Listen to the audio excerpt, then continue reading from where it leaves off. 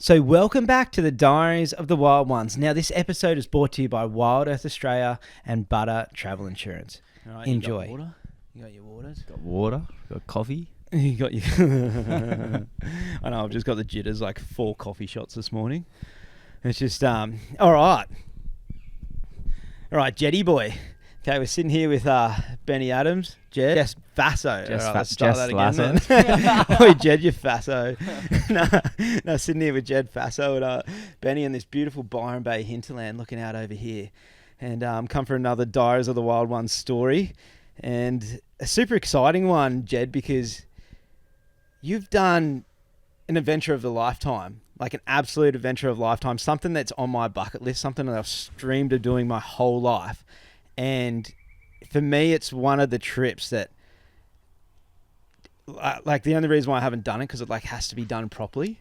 You know what I mean? I feel going to Patagonia, there's so much there and there's so much rawness that it's like, I need to take the time and space to do it. And you've made this incredible movie, which I haven't seen yet, only the trailer, because you're premiering it right now. And we're here right now to hear about the story and the adventure behind what became this feature film. So I think we're going to start off with, who are you, Jed? Where are you from? Who am I? That's a great question. Something I'm trying to understand. I grew up in Byron Bay. I'm a filmmaker and I'm a surfer and just trying to find my way, you know.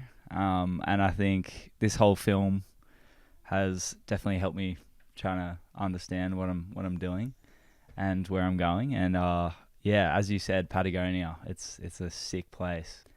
Yeah, would recommend you having a crack and going there and making your dreams come true, you know. Yeah. You should go have a look. Have you, before this, like, big adventure, because this is a huge adventure you pulled off, like, had you done many expeditions or adventures before this? Or yeah, I think in the past I have definitely done a bunch of, you know, expedition style, you know, adventures throughout Oz, throughout Indonesia, you know, but definitely not to this extent. Yeah. This is kind of like the first of hopefully many to come. I think it really stemmed from me wanting to kind of have a better understanding of my direction in filmmaking and surfing. And I just saw it kind of as a really cool opportunity to go try find a new wave. I think, you know, as a surfer yourself, you'd see the benefits of going and try and find something new, you know? Yeah. I love in the trailer, there's a part where you say, like, or one of you guys say that it's something around, like, lay your eyes on something that hasn't been, like, eyes have laid on it. Or to just, like, find something that's never been seen, you know? Yeah. And yeah, I guess that whole journey in itself that was the driving point. But in the end, it really was nothing about trying to find that wave or trying to find that place at all. It was more about, like, the journey that kind of got us there. Yeah. So where did that start? Like, where did the idea come in, and, like, the drawing board of, like, how you're gonna pull this off? Yeah, I think it kind of back at home in Byron, actually at this house a few years ago, I was kind of just running around ideas in my head of, I really did want to go try and find a new wave, and I wanted to kind of document that experience. And months went by, and I kind of stumbled upon that Patagonian coast along Chile, and I knew that the access in that area is really, really hard, and the entire coast is kind of uncharted for waves. I know that there's been some expeditions done in the past just through sailing, but none really focused around trying to find a bunch of new waves, which are there. Yeah. And it was so evident when you were looking at the map. You just like on Google Maps. Yeah. It's pretty bootleg, like trying to look on Google Maps and plan an expedition like this. I felt like I was coming in a bit undergunned. And had you... So like, when I'm picturing Patagonia, especially, like, far out reaches, places of Patagonia that are unexplored, like, what comes to mind for me of the challenges is extremely cold climate, extremely cold ocean, and then I start thinking about all the storm systems coming up from Antarctica, and then like it's just a wild. Like I just think it's like wild. Like it's like the It's- Horn. it's Is that the insane. Horn? Yeah, so down the very bottom it is. Yeah. But the coast kind of stretches up. It kind of starts near Chiloé, Yeah. which is an island in the northern kind of tip of Patagonia, you know. Yeah. And from everywhere south of that is kind of where all the Patagonian islands like separate. Like the land access kind of separates from the coast, and you Yeah. kind of can't access the open ocean anymore south of Chiloé. Like it wraps away from the main coast, and then those islands are just like kind of untapped, uncharted. Yeah, and it's scary. When I think So about that scary, area man. and the Yeah, rawness of it, it's it's freaking scary. Like because it's so, like how you said, untamed. yeah, and it was. I don't know if you noticed in the trailer as well.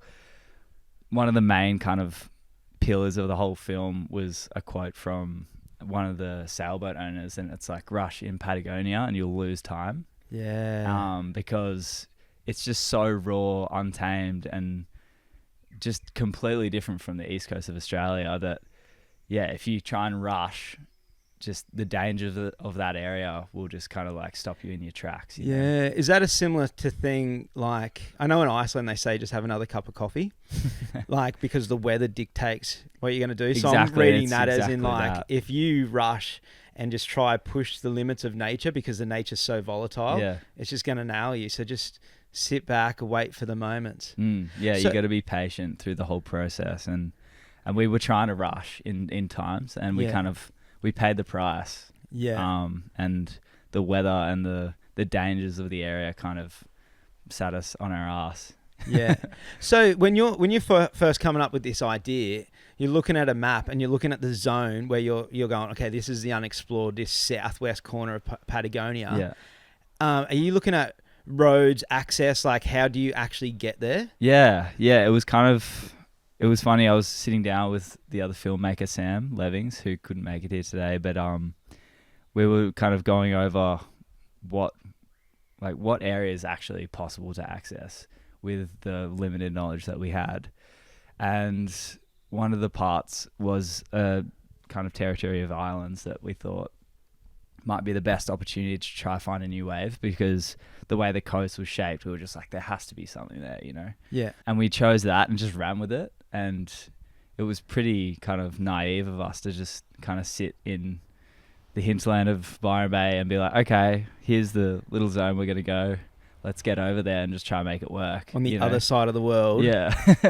And can anyone speak Spanish? No, Yeah, none of us yeah. even Yeah, spoke yeah. a lick So of Spanish. a whole nother thing you've got to come up against to pull this off. Yeah. It was kind of, it's crazy looking back now. We were just so naive to think that it was going to be as simple as just rocking up and we're Yeah. going to be able to, you know, hike there or Yeah. whatever it may be. And there's a reason why no one's gotten in there to surf. Exactly. You know what I mean? Yeah, Like, yeah. And we kind of realized that very quickly once we arrived. Yeah, and expeditions like this, you kind of want to have everything lined up before you go. And we just didn't really know anyone in Chile, really. We knew like 2 guys through mutual friends. We didn't know anyone that owned sailboats. We didn't know anything about the area. So, yeah, we just kind of rocked up and we're like, okay, we have to meet the right people and get this thing done. Because if we don't, we've kind of sold the dream to everyone. Yeah, I was just thinking that's half the fun, but also like, especially for you still being in like your late mid-20s, that you're 26? Yeah, right yeah, now? I just turned 26, yeah. Yeah, I was just thinking like, what an excuse to come out of your shell and create. Like, as in like, we have to just meet the right people. We've just got to get somewhere and just start moving. It's like you've put yourself in a position of life to create, to like manifest, to get what you want. It's like without, whether if you realize you're doing that or not, it's because you're putting yourself in a place that fears have got to step aside because you're there and the motion's like the train's on the tracks and it's moving. Yeah. So once you come up with this southwest corner, or like you're seeing like how are we going to get in, what was the actual plan? Like just pack your shit and just get a flight to San Diego and then to Patagonia. Like how did this bit start? Like the initial kind of plan was, we did kind of realize we knew no one over there except for these 2 guys that live in the northern tip of Chile, and as you might know, it's one of the longest countries in the world, if not the longest country. And yeah, we started in the north because we were like, we have to start somewhere. Yeah. And we don't know anyone but this guy. So we'll go meet him in Arica, which is... In the north, like the top, like where El Gringo is. Yeah. That's like meeting a guy in Darwin and saying, hey, let's go to Tassie. Yeah. That's literally what happened. Yeah. So I was like, okay, well, I don't really know how we're going to go about this. We're just going to have to start there and pick this guy's brain once we arrive, and then we'll just see what happens. It wasn't the local that he has a hostel? No. So he's actually, I met him in a place called, or in Java, in a, what's it called? Batu Keras? Watu Karung. Oh, with that left. Yeah. So he's a bodyboarder. He's like a professional bodyboarder. His name's Kevin Torres. Yeah. He lives, in Arica, and I met his friend, Joey Morto, who's from the Central Coast, and he linked us up, and we just thought, fuck, the best way to go about it is just start in the north, meet this Kevin Torres guy, and hope that like he has friends that can help us like see the expedition through. And that's exactly what happened. He was the key piece that kind of like started the entire network of the entire journey, you know? So shout out to Kevin. So did you fly into Lima in Peru to then get to Arica? Or did you? No, we flew straight to Arica. Oh, really? Yeah. Well, from Santiago. Oh, yeah, and then flew up. But like immediately, we didn't really leave the airport. Yeah, and then grabbed Kevin's car, and he helped us kind of navigate the desert. Headed further south, met a couple friends of his along the way, and then the journey kind of like... Yeah, so when you say the desert, for people who don't know, that north part of Chile is the San Pedro, or like the Atacama Desert. It's the driest place on earth. There's actually houses in that area that don't have roofs. Yeah. And they're all open, and the whole point is because it doesn't rain. They don't need a roof. You know what I mean? The dustiest place ever. Yeah. Yeah, exactly. And so what I can't believe you just rocked up in Arica, and you're just like, so now you're road tripping. Yeah. Well, that was how it started, and we were just like, okay, we'll all meet in the north, because we actually met a good friend of mine, Luke Schleipen, who's a pro surfer from Cape Town, in South Africa. He met us over in Arica. We all kind of just started there, and I don't know if you know, but Arica is quite a intense place now. There's a lot of conflict going on because it's a border town, and there's a lot Peru. of Peru, and there's a lot of refugee problems there. Oh, really? Yeah, people fleeing I think Venezuela. Yeah. And there's a lot going on, so it was a very crazy first experience to like me seeing South America, and all of us, but it was one that kind of ignited the fire of us kind of loving the entire coast, you know. Did you feel unsafe? In that, it was more the fact that every single person you speak to are like, you have to be careful. Yeah. Like don't step out of line. Yeah. You know, don't be naive. Yeah. Because people will take and like... Yeah, hey, little gringo boy, nice camera. Exactly. Yeah, exactly. Hey, little gringo, you're trying to find a wave in Patagonia. And you're in the wrong place. Soy de Australiano, like I'm Australian. I was dating this girl from Chile once, and she had to take her car to get a new hubcap. And she drove into, I don't know, the place, the mechanic or whatever, and went in and was like, I need a new hubcap for my car. And he's like, oh, what sort of car is it? She was like, oh, it's that one out there. And he's like, oh, yeah, I have one for that. And then went around the back, and then came back 5 minutes later and gave it the hubcap, and she paid for it. And then she went back to her car and realised that one of the other hubcaps on the other side were taken.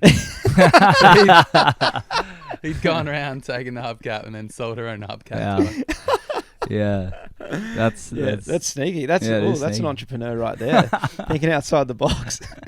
But yeah, honestly, like, it's actually a really beautiful, I guess it's a small city, but it was a crazy place and a crazy time to, you know, start this journey. you know? Yeah, so for this road trip, so obviously you're heading from the north of Chile to the south and into Patagonia. For one, you're going to be climatizing, which is good because it gets colder and colder on the way. But are you on a time limit now to hit Patagonia? Like, are you punching down, or because when I was in South America, I remember I was going to spend 3 weeks in Chile, and I ended up being there for 3 or 4 months, and I didn't even get to all the places I wanted to see. Like, it's because it's so... I think that was another thing that we kind of didn't take into account, is the actual severity of how big that place is, you know? Yeah. And we did start in the north and realized very quickly that we may not get as south as we want to with the crew that we started with, which was such a big bummer, because my dream was, you know, obviously to try and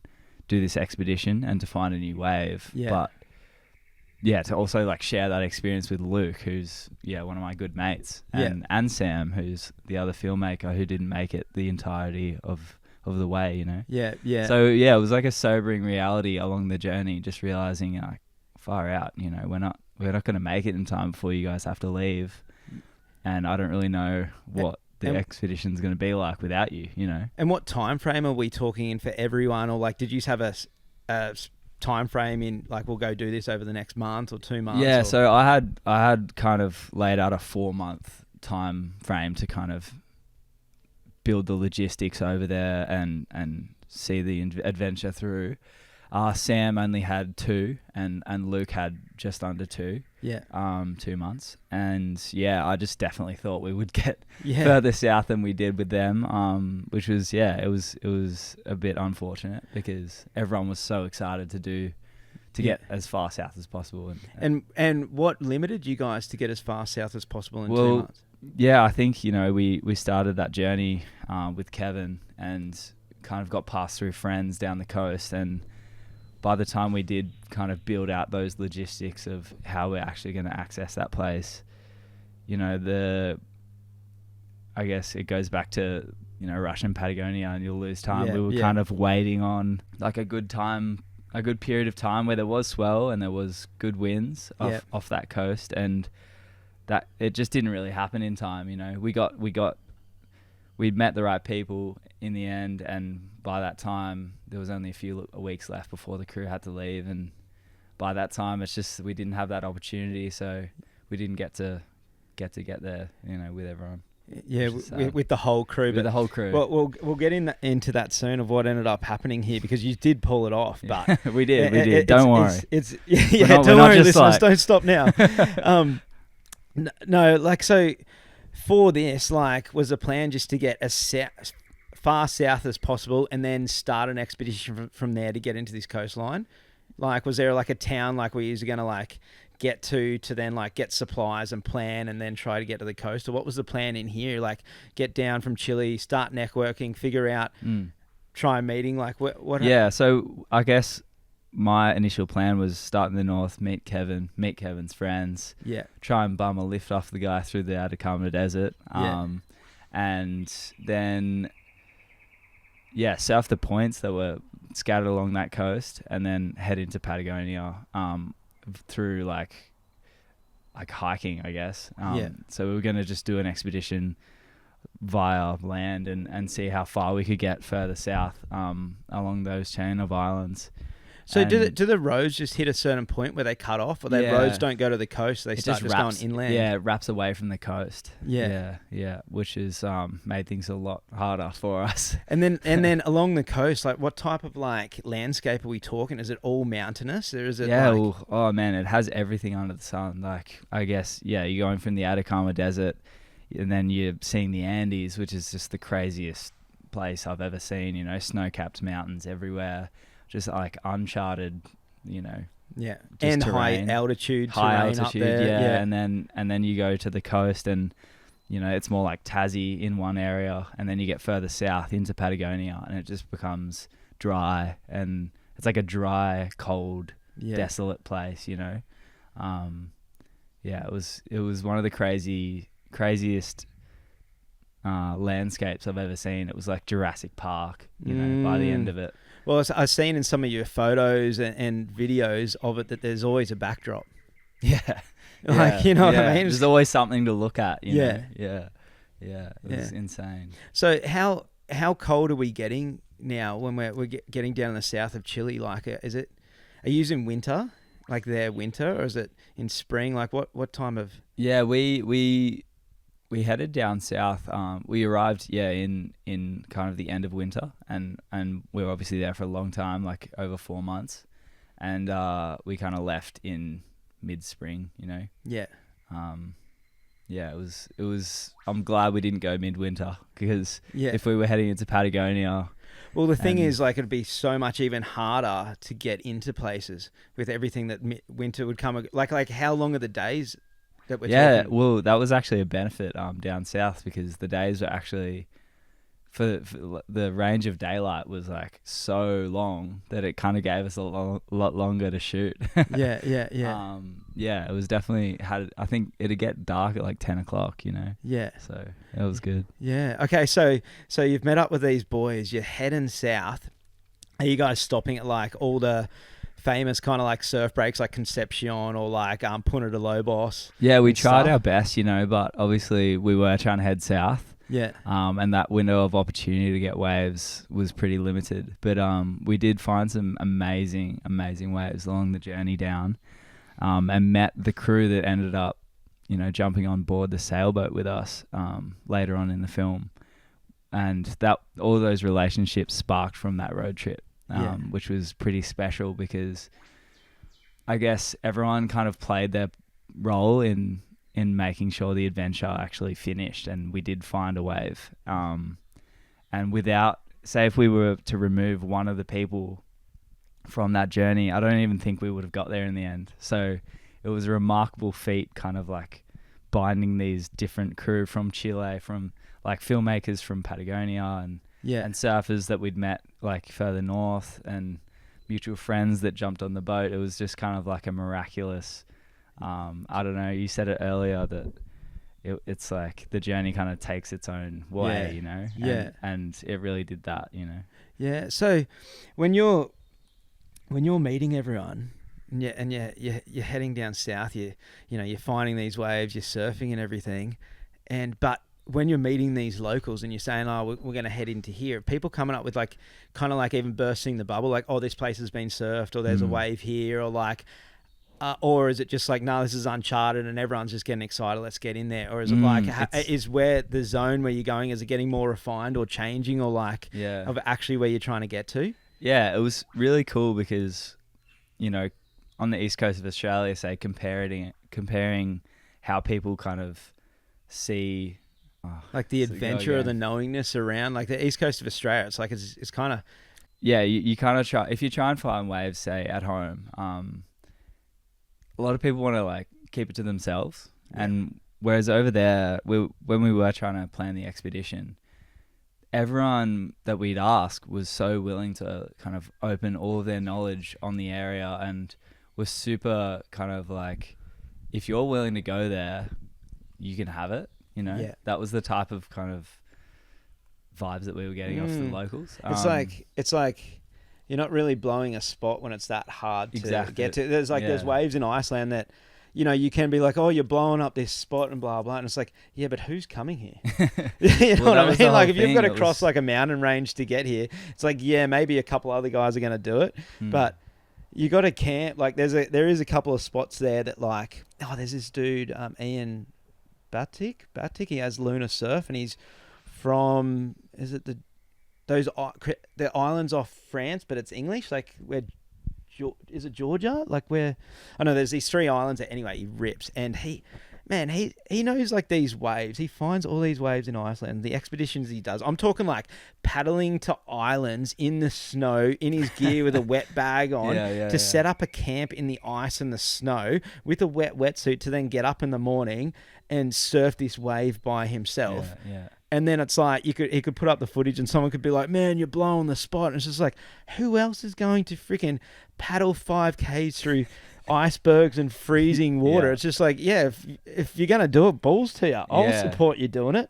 It's just like, I get the level. It's like, Yeah, I just get it. The Yeah. supporters are very different to like It's- being like, oh, there's a spot here that anyone can get to, and if you blow it up, there's going to be 100 people here because it's so easy. Yeah. It's a bit different when you're going to the other end of the scale where it's like, this is so hard to get to, and this pilgrimage and this, and then it's like help the spirit. It's like help someone, you know what I mean? It's a lot different to being like, and it's like a mutual respect thing too. It was really nice, just because obviously we were super lucky, and we met a few people that had done expeditions in the past in that area, and they were super willing to give us the information we needed to kind of like carry out what we wanted to do. yeah. But they, as you said, they were just very like willing to help in any way possible with the logistics, and be like, okay, like you don't go here, you have to make sure you don't kind of like blow it if you're going to go in this region. They kind of like laid out the foundations. We found some fun how novelty we were ways gonna- that I was super. So how did stoked it about. start unfolding to actually get there? And then Like we when kind of they're had to telling you abort like, mission.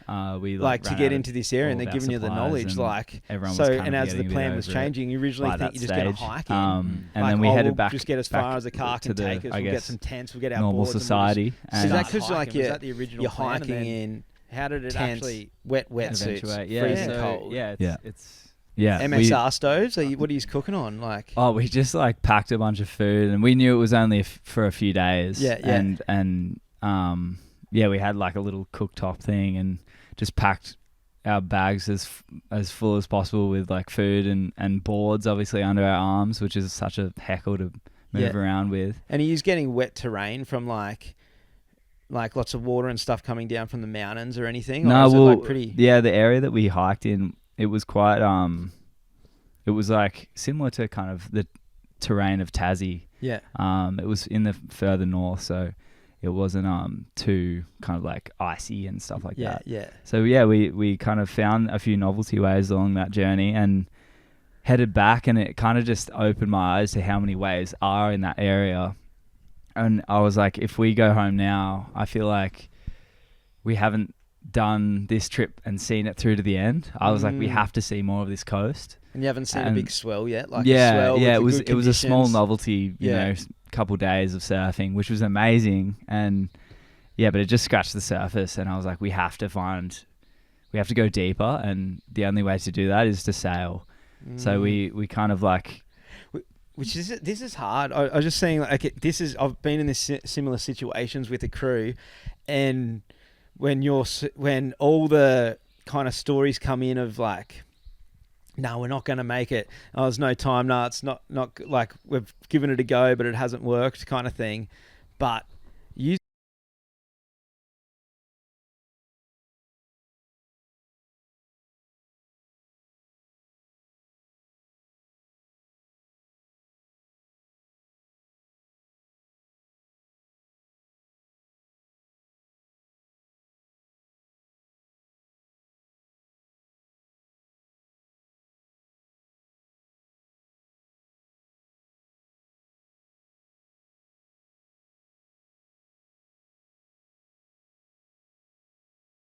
You got more motivation from going in, having a hike trip. You're saying it's super hard and kind of like a bit of a bubble burst because you didn't find the gold like at the end of the rainbow yet. But was this a pivotal moment because a couple of people like are leaving or running out of time? But was it hard to like keep the fire alive? Yeah, keep the fire alive. Yeah. Like, no, I'm going for it. Or did you start questioning yourself in this moment, or like? Oh, there was just so much build up to kind of doing this entire expedition that no matter what, before we left, I was like, I have to see this through to the end. And it doesn't matter what happens. It doesn't matter how much everyone hates me for it. I'm just going to do it. And that's just how it's going to be. Because it's your dream. Yeah, it is my dream. And the whole, both trying to find a new wave and documenting the experience, they're both my dreams, you know? Like I've always dreamt of trying to make a feature film independently, and I've also tried to, you know, I've always dreamt of finding a new wave. So it was a double dream. Yeah. And I wasn't going to just give up, Yeah. you know? So yeah, we did that.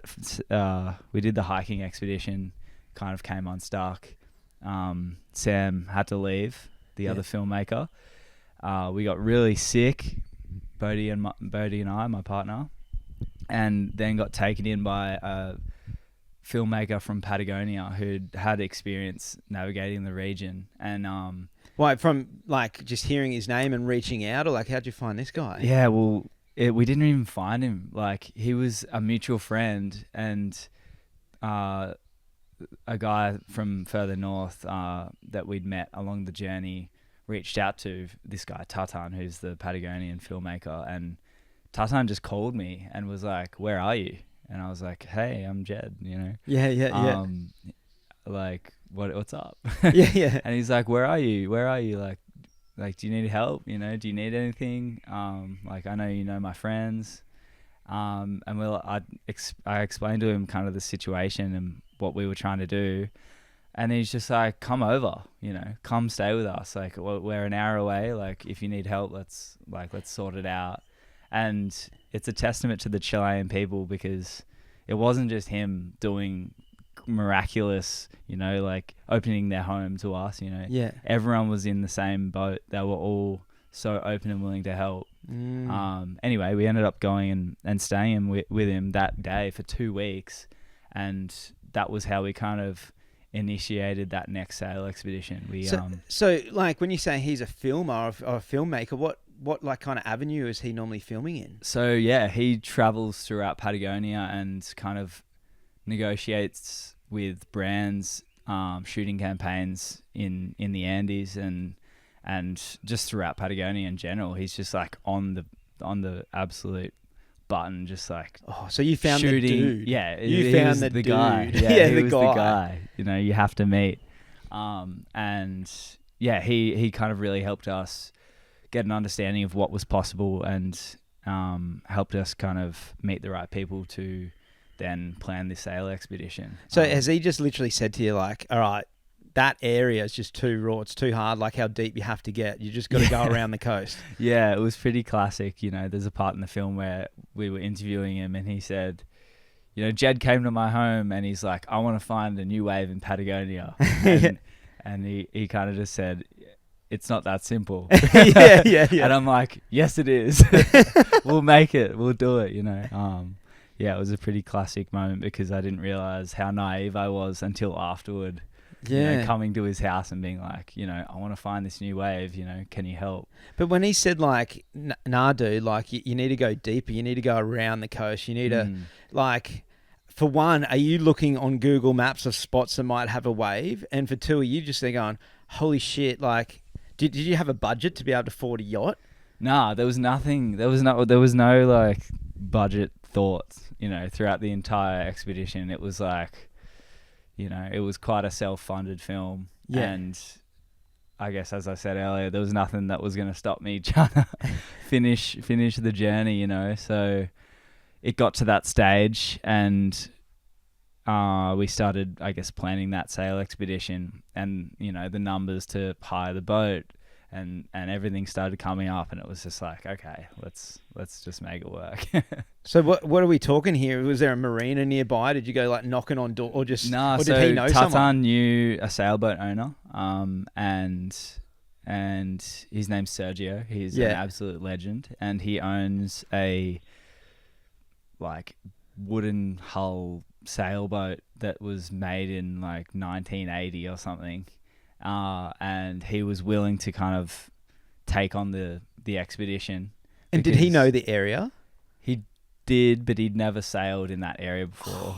So it was, you know, it's And just, in that area, like, is it charted? And I don't mean like chart, like standard, like as in like, obviously you've got the coast, the charts of the coast, but I know like Greenland's like uncharted. And I people think get that- annoyed when they say that, but I'm like, no, it's not sounded out for the reefs and the, yeah. and all I like, think to an extent it is. Yeah. You know, but yeah, there's like, it's definitely not a place where everything's kind of given to you. You know, you need anchor it. here. Yeah. There's a mooring here. There's a bommy over here. Yeah. Sail around here. There's none of that. Yeah. You know? And I think that was one of the things that really limited us was, you know, we had to kind of undergo that expedition, with taking into account, you know, what Sergio, the boat owner, was willing to do. You know, it's not up to us where we go. It's kind of up to what he feels comfortable in. You know? Yeah. And I kind of didn't really have that thought because I was just so driven to try see the adventure through. I was like, we have to do it. Yeah. And a lot of the time it's like, no, like it's just too dangerous sometimes, you know. And you, I'm sure, like spending time on sailboats, you'd understand like it's not as simple as just, you know, like putting a dot on the map and just going, you know. Yeah, it's so humbling. Yeah, you got to have all the time in the world and you know, the window of opportunity to find a wave with taking into consideration everything that you have to do on a sailboat. It's just like, it's really hard to navigate all of that together. Yeah, because you might go get on this boat and think your window is, you might head out and the storms might change. You might have to head straight back into a safe haven. Exactly, and that's what happens, you know? Yeah, you're going into the unknown. Like, yeah, we literally, day one, we were trying to meet this 5 meter swell. We were trying to get to the location in which we kind of wanted to explore before this 5 meter swell hit. And we basically got out into the open ocean and it came a lot earlier than expected. And we just kind of copped the front of swell and weather that came with this like system. And it was just like a chaotic few days. I didn't even think of that. Like when you put it that way, it's like, okay, we're going to go on a sailboat to go along the coast to chase a swell, right? And this is a little bit different in Indonesia where, you know, it's hitting these, I suppose, shallow reef systems, not coming out as much deep water, but you're going out into a volatile, like this is the Antarctic kind of storm systems coming up. So if you're chasing a 5 meter swell, you're going out into the storm system that created that swell. Yeah. Not like when it's Indo, where that storm system was created down in Antarctica, it's traveled up the WA coast and then you're going out into what's producing that swell to travel up that coast. Like that swell might be the swell that hits California and they're surfing. You know what I mean? Like it's that, like it's the weather along that coast is like nothing I've ever experienced. You know, if you've spent any time in Chile, like you'd understand. It's just nothing like home. You know, there's no comparison. You literally 1 minute it'd be 2 foot and the next it'd be hailing and 10 foot, you know? Yeah. And if you're on a sailboat and you're trying to navigate the Patagonia coast, it's like, there's really, you're just kind of at the whim of the elements and shit goes south really quick, you know? Yeah. If you're not taking everything into consideration. Yeah. If you're not being humbled by it. Yeah. Yeah. I'm probably jumping the gun here. No. But if you were to do another trip to Patagonia, which I'm pretty sure you're going to, how would you do it next time? Would you do it? Because it's just sounding like it's pretty hectic on a boat. Yeah. This next time that you do it, will you do it on the boat or is there something else? Will you take a horse? Yeah. Take a horse and a couple floaties. Yeah. No, I think I would definitely do it similarly, but you just try and, I guess, pick your battles and maybe do it over a longer period of time. And you know, there's so many different ways that you can access that coast. You know, you can kind of helicopter in, you can get a fast boat and just get dropped to some area and then hike. I think it'd be more of a mixture of all. Yeah. Because if you're relying on, say, just a sailboat, you know, you're limited to kind of what you have on the boat. Yeah, and being able to get in close to different parts. I think every way has a limitation. Yeah. Unless you got this huge budget where the chopper can keep picking you up and dropping you in different spots. Yeah. And I was thinking even horseback would be so sick, but also so hard. I'm thinking like because you've got the mountains, you couldn't do it. All the water from the mountains coming out, and all like the river systems that would cut through because you got glacier or you know all that snow up in the Andes coming through. I'm just only imagining because I haven't been there that there would be heaps of crossings. So get so many islands. Like you couldn't jump from island to island with horses, like because they're just separated with huge channels, you know. And the islands also blocking the swell from the mainland too, and different bits. So yeah, that's why it's so hard to access. You know, it's like. So when you're jumping on the sailboat, so you're getting supplies and all that stuff. But when are you trying to then find waves from where you've seen on a map and then have binoculars and look from the back of the coastlines? Are you peeling the coast? And then do you have a plan to like maybe have to camp on shore if you need to, if you can't get in? Like what are you thinking? We'll just go find a wave and just winging it, or do you have a plan around like maybe you need to do this, or maybe you're gonna have to camp on the beach, or maybe? Yeah, we had the supplies for everything. You know, every foreseeable outcome. Yeah. But initially our plan was, we did have a little tender on the sailboat. But obviously after we'd copped this 5 meter swell and kind of rattled everyone a little bit, we had to hide in a channel for a little while, and wait for this system to pass. And now you're thinking like, I'm missing the waves. Like, And I've spent this money. We're on the sailboat. We've been here for 4 months. You know, I've spent every dollar I have to try and get to this place, and we just missed the swell. And now we've got a shorter time period and a small swell on the horizon. And it's like, at that stage, I was like, wow, is this all for nothing, you know? But so many crazy things happened after that swell. We hid in this channel, and I guess this isn't answering your question before, but I want it's to know. It's something that like kind of shaped the entire journey, and like the one thing that when I was editing, it's the only part of the whole film that I can watch over and over and never get sick of.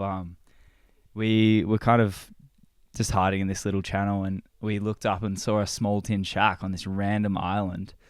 And obviously it's isolated. There's no one around. There's no power or anything. And we kind of docked and not docked, but we put the anchor down and put the tender down in the water and went to investigate this weird tin shack that was like on this side of this weird island in the middle of nowhere. It was raining obviously at this stage.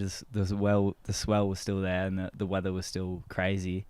And we got to land and realized there was this Mapuche guy, this Pehuenche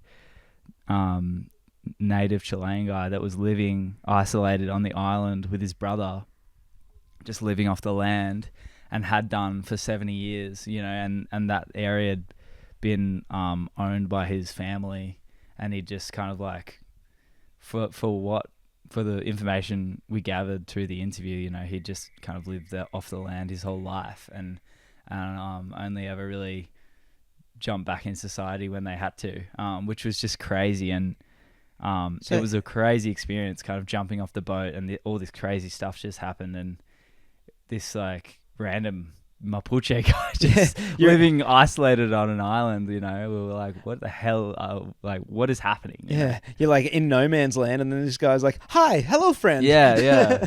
So when you say like he's a native and living on this island, like how is he surviving?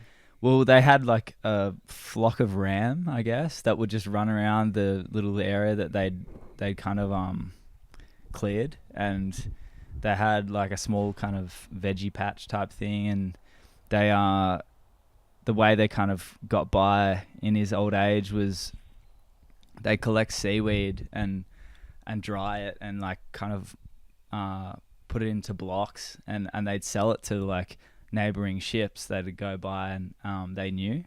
It's crazy, and they just like trade it for supplies with stuff that they'd need if they needed anything.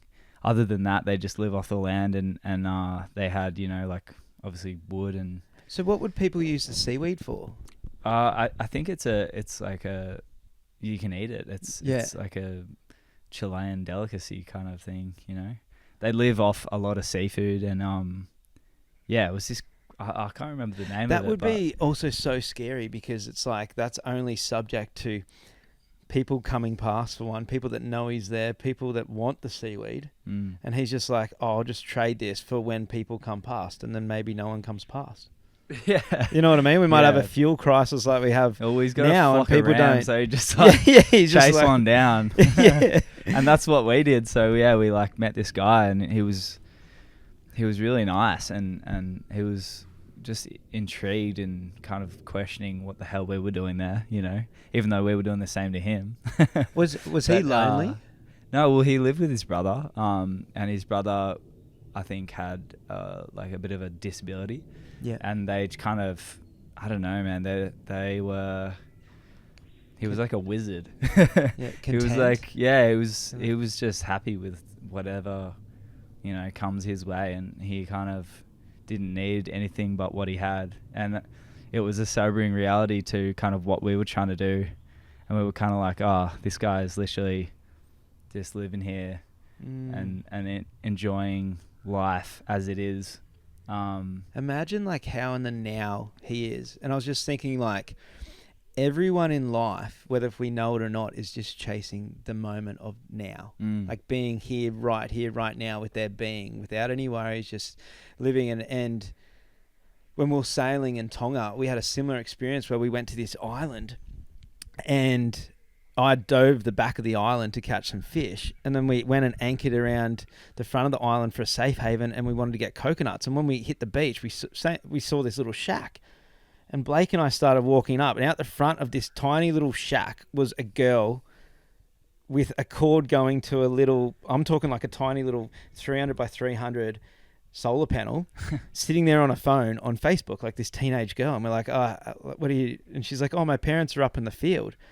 And she couldn't really speak English. And we went up into this field that was like just a bit cut out in the island, like and the guy was growing tobacco and like cassava or something. And he spoke really good English. And I'm talking like a little tin shack with nothing. Yeah. And I was like, hey, how you going? He's like, where are you from? And I was like, oh, I grew up on the Gold Coast in Australia. You know, he's like, oh yeah, I've lived in Brisbane. And I'm like, what? He's, you know, like raggedy clothes, not much. And I go, and he goes, yeah, I lived up in Darwin. I lived in Auckland. And it's like, I used to work. And I said, what? Why are you living out here? Like, what? I'm thinking like there's something wrong. Like, what the? Why would you choose this than that? You know what I mean? And he goes, you know, that life's not for me. And I go, what do you mean? He goes, it's too busy. He's like, you always, too many worries. You're always worried about this and that. He's like, you're not content. I wasn't content, you know, like things, materials. He's like, and he goes to me, this is my family's island. We've all grown up here, generation. He's like, here, no worries. Yeah. I just can live. Yeah. He's like, I have enough. And I said, oh, well, how do you get by? And he said he trades the tobacco because he takes his kid or kids to school 5 kilometers away across water to another island to go to school. And for the fuel, he trades. So when he goes in, he trades tobacco that he was growing or whatever it else was. And he just trades. No money, no nothing. And he was just so happy and so content. And I've always thought about it because like this, how you're saying, you're in the middle of nowhere doing this raw thing to get maybe a moment in time that this guy's living every day. Yeah. And you get there and he's just like, hey. And then I asked the question, like, is he lonely? Because we think right now, if you take me off and put me there, and I can tell you, like, all the expeditions I've done, the first week or two is super confronting as you have to drop into the moment. Because we have so many stories that are playing out that we have to do this, we have to do that, we have to, I need it. And we're moving and we're always in either the future moment or living in fear of a past moment, taken away from the now. And people like this, you sit there, I can see, I'm just relating to the humbling moment of like seeing this guy with not much living with his brother. Yeah. You know what I mean? Yeah. And like it's so foreign to what we know. Yeah. Yet it's so real. And when you meet these people and they're just happy, you're like, wow.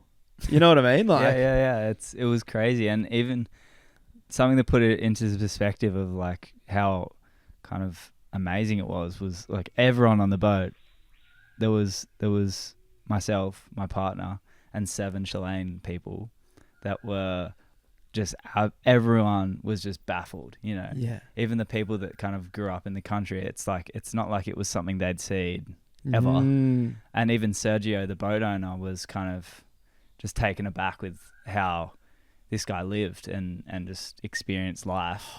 And yeah, it was a crazy experience. I can't wait to see that part of it. You can do a doco on this guy. Yeah. So what happened when you were there? You said like a ram? Did you chase down? Yeah. So we kind of didn't have much meat on the boat, and we had a few days to kill. Obviously, we were just like, there's no way we can continue sailing. And we spent the first day meeting Nathan, this Chilean guy, and proceeded to try and buy a ram off him. And he was like, yeah, you can buy the ram, but you have to catch it. So we were, you know, on this guy's island. And so he didn't have a gun? No. No, we just had sticks. We were just running around in the rain, throwing sticks at these rams, trying to capture them. It was kind of a sad moment. I was like, wow, can I really actually not catch a ram. Mm. Like, is that out of my capabilities? Mm. And we didn't catch it the first day. It took us a whole day. We didn't get it, and we came back the second day and finally caught the ram. And spent the day with him. He butchered it and put it in his tin shack. He had a second tin shack that was just a smokehouse. Yeah. And he just put a fire in there. And they cooked it all day, and we just waited on the island. And by that time, the rain had proceeded, and the rain had receded. Sorry, and we were able to kind of like continue our journey. We had like a really amazing meal with him, and then jumped back on the boat and continued our journey. You know. Wow, that's amazing. Yeah, it was. I love hearing stories of that. It was wild. I was half expecting you to say like, yeah, we spent the whole day like trying to get this ram with some sticks, and at the end of the day, the guy's like, oh yeah, sorry, here's a gun. Yeah. Just wanted to watch it run. We never actually asked him, and maybe he did have a gun hiding out somewhere. Or he just wanted some entertainment because he hadn't seen something for so long. Yeah. He was like, him and his brother like fully setting you guys up for like a TV show for them. It's like their Survivor show. Yeah. I was just thinking also like the confrontation to connectivity that suddenly like you're getting exposed to. It's like whether you eat a plant or an animal, you're eating a being, right? You know what I mean? There's energy and life force in all, right? And so for us to live our life force or have our life force, you know, that's the nature that we live in. And the society that we live in, we're unconnected, so unconnected from... To the process of that. To the process. Yeah. And now you're suddenly in the middle of nowhere, limited supplies, because the thing is, it's like sailing boats, and for anyone who hasn't sailed, you're going on an expedition, you can only carry so much. And it's not only you can also carry so much, the port that you left from when you are in a remote area is very limited. So it's like when we were in Tonga, you know, Tonga doesn't have much. Anything that's processed or anything that's it's come from a long way. And so other than buying fruit and vegetables that are grown locally, that only gets you through, let's say, a week or two because then it starts going off, right? So you either have to have a lot of long life goods, which are only limited to by what you can stock on the boat, like the space you have. And then all the energy and transportation that had to get it to Tonga itself, you know, that you're buying into. Or once you go out into the ocean, you can just get a fish, right? Yeah. And take that animal in a loving way and actually be connected to the process. So if you think about, I'll buy a whole heap of rice in Tonga that's come from India with, like, let's say the water, all the... whatever's gone into that process of even like killing the animals around, like maybe pesticides or anything to grow that crop, right? Then all the fuel and the energy to get it to the other side of the world there, so then you can take it. It's like you're now suddenly in a remote part of Chile or Patagonia, around in a fjord or like around these islands, and you need food for the expedition. It's like, what a way to actually cut off the middleman and become connected into what is actually real. You know what I mean? Yeah. I'm saying this for the listener of that would have gone, because a lot of us would have gone, and for that ram. But this is the connectivity that we're moving into when you're on expeditions like this. Yeah. When you're on like the pilgrimage of... Well, and I think it's like, it was nothing to do with us too. It was literally just sharing in his process too. Yeah. It's like this is his life, and we had like a preview of how this guy lives and what he does and how he operates, and the fact that we were able to like experience that whole process of capturing one of his rams and him like butchering it and like putting it on the fire, and it was like a process that obviously he's very familiar with, and maybe everyone in the world should be more familiar with, you know. It was a special moment from the trip that had nothing to do with trying to find a new wave. Yeah. But it's stuff like that kind of sets expeditions apart from just going to Bali. Exactly. You know, that's why you do it. It's for moments like that, you know. Yeah. Speaking of simplicity, is there any like particular tools or items that he really cherished that was like this? because it sounds like it's very simple life. Like I don't really need much to live, and maybe he did catch the rams using some other trap that he made from, I don't know, vines or something on the island.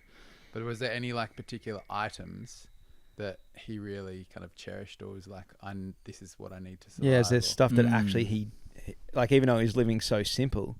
I think the one, it wasn't anything specific in terms of items, but you could just definitely see everything he used, whether it be an axe or a knife or, you know, everything was like, there was no duplicates, you know. It was like everything was of quality that he was using, and everything is cherished and necessary to sustain life where he was and just continue, you know, operating the way he did. Yeah, there's no throwaway culture where there was nothing that he had seemed to be, you know, additions and kind of like, there was nothing that was making his life easier, but everything was necessary. There was no, I'll just order another one off Temu. Yeah, exactly. There's no Temu orders getting airdropped to this location. I was touching on this little thing earlier with Jed about like my mum's really into astrology, and some people are, some people aren't. But she's just really focused at the moment right now of like, right in this present moment, the world's going in two avenues. It's like going this avenue of like anger and darkness and hate, or it's going down love and light and whatever. And she was just saying a good analogy to go down this path of light and love and whatever is just getting rid of all your baggage, getting rid of all the stuff that's holding you back from thriving.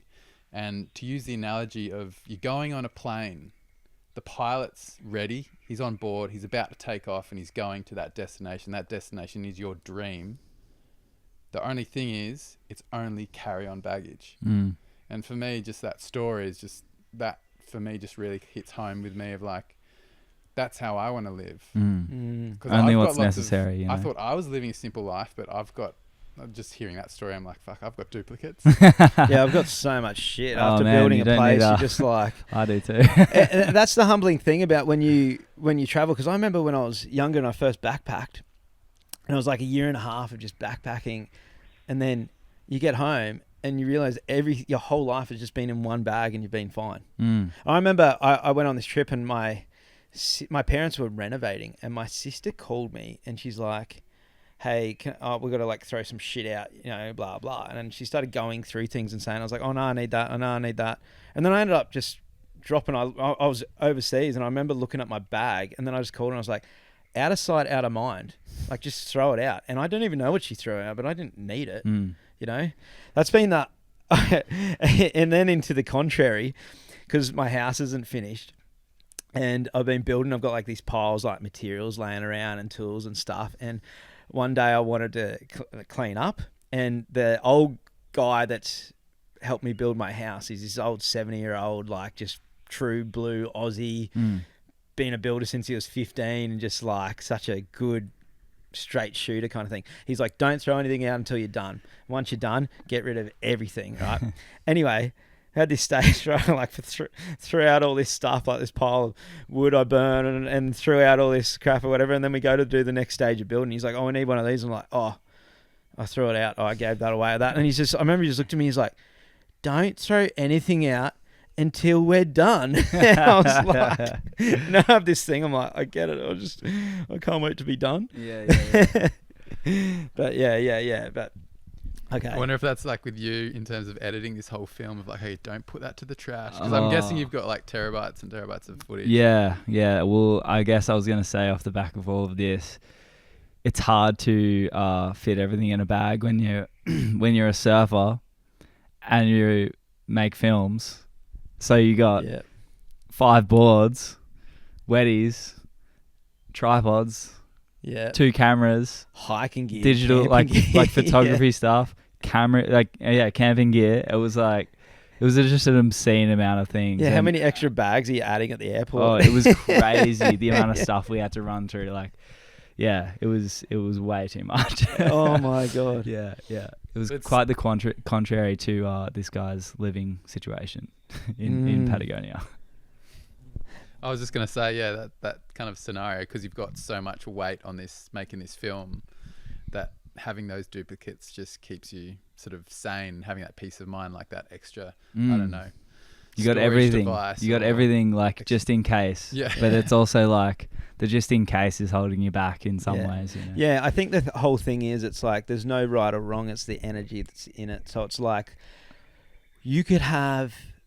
It's like that old saying. You can drive a Ferrari if you love driving a Ferrari, but don't drive a Ferrari out of because you want to be seen or like feel, for validation. It's like so the energy behind. So it's like don't hoard stuff because out of fear of like or something. It's like. Yeah. I'm just saying, like, everything in life is just, why is that GoPro being a dick? Hit the 20-minute mark, probably. Well, it normally just starts again. I don't know. There's something going on with it. Okay, so you're on the island.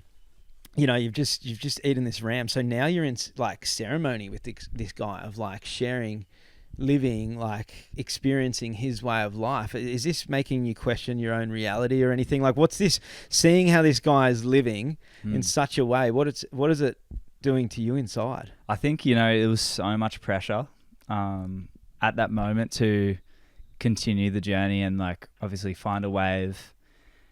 And it was so hard to come back and just be in the moment where it's like we're actually experiencing something really special. But my head was just so, like, we have to do this because this is what I told myself we would do. Yeah. And yeah, it took a bit, like, took the day to definitely ground myself in what was actually happening and just separate myself from the mission for a moment and be like, okay, we just need to experience this for what it is and stop trying to look for the next thing, And it's interesting how you said this is the one part of the film you can watch over and over. Yeah, well, and that's a big lesson now, realizing expeditions like these aren't always about that, like, end goal of succeeding. Yeah. And the expedition was a success, because if you just go at it and, sacrifice everything to make it work, what comes out of it is the expedition. It's not whether or not it succeeded. And that's the story, and that's why this movie so far is doing so well. Like, you're premiering right now, and that's why it's getting such amazing feedback. Yeah. I'm just happy to, like, see the whole process through to the end, to be honest. And inevitably, like, we found waves, and the fact that we even did that after all of this crazy stuff, it was a blessing, Yeah. So let's get into that. So you've got the meat. Yeah, we've got Kill the ram. You get back to the boat. Is this meat going in the fridge, freezer? Like we just packed it into the tiny fridge that we had on board, and it was a strange experience because there was actually a boat that was that pulled up just before we left in that same kind of fjord channel that we were in, and it was just like a metal fishing boat with a bunch of Chilean fishermen that fish very far away from that area, but were kind of forced in because of the storm. And we actually traded some of the meat we bought from the Pehuenche man on the island for fish and for, like, mussels. Oh, wow. So we just, like, traded some of the meat because they wanted meat. Yeah. They're just sick of eating mussels all day. And just to paint a picture, this sailboat you're on too, like, how it was a wooden ship, like, how big is it?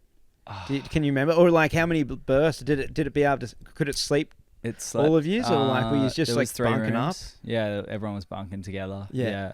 3 rooms, 4 beds. Yeah. It was, so I can't remember the length of it, but I probably should know that. No, but, like, I'm just thinking because you got 7 Chileans and then you guys. Yeah.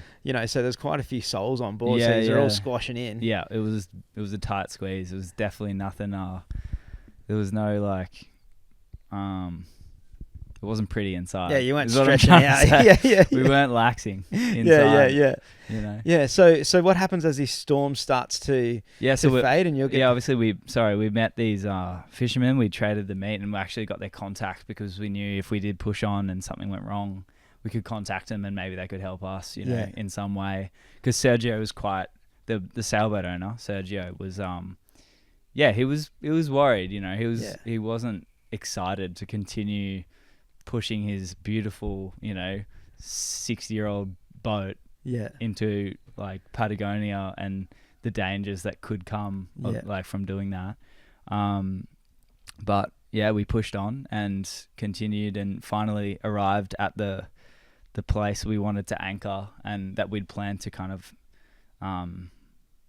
like stay for the duration of like a week and then do day trips around the area to try to find waves. So, And so as we anchored, as we like went into this, it's kind of a river mouth. There was actually a huge bank of sand that we didn't know was there, and we literally, as we came in, we basically nearly ran aground onto this. Like, we just scratched the surface getting through, and it was like 0.1 of a meter, you know, from the hull. It was like everyone was freaking out, and Sergio was like, "This is done. You know, we have to stop." Yeah. And after everything we'd gone through, you know, we just arrived, you know, 4 months of trying to plan this thing, finally arrived, nearly ran aground.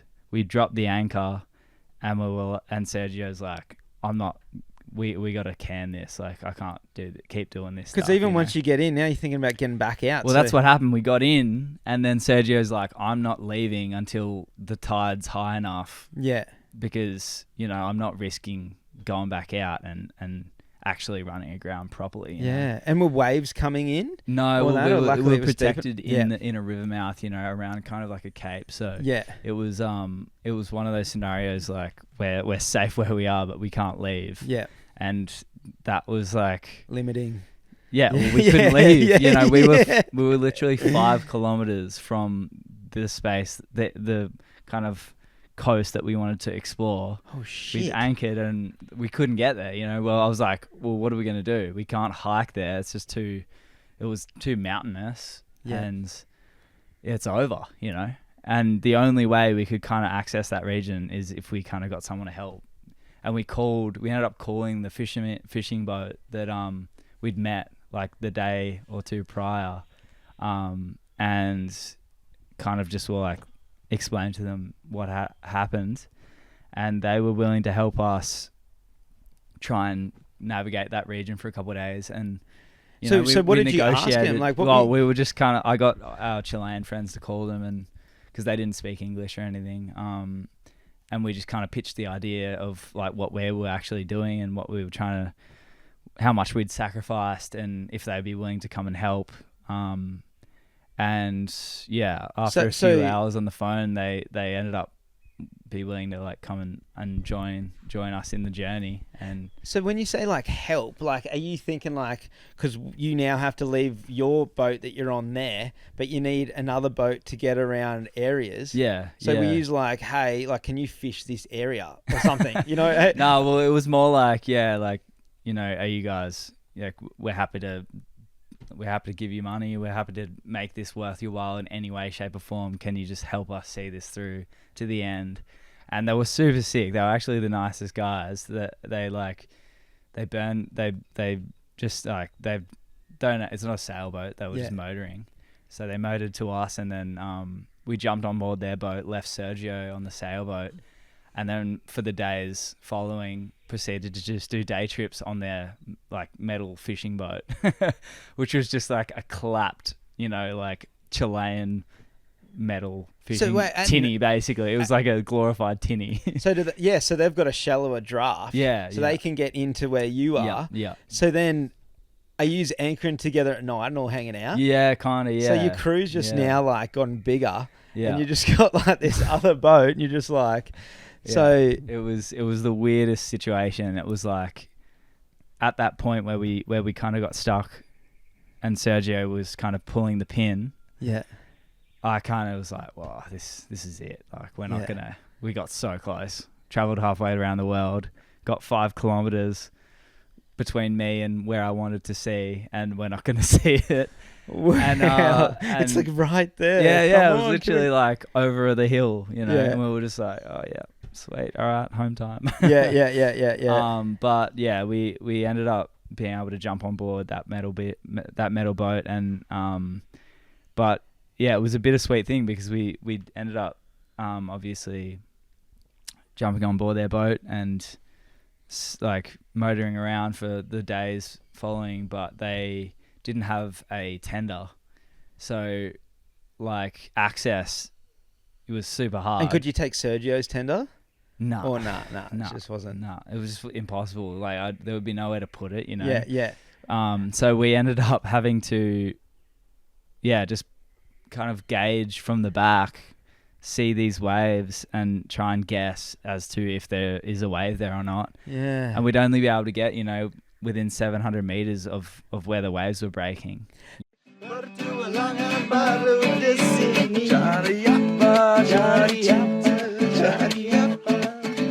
Okay, guys, so a quick ad break, and trust me, you're going to want to listen to this one to the end.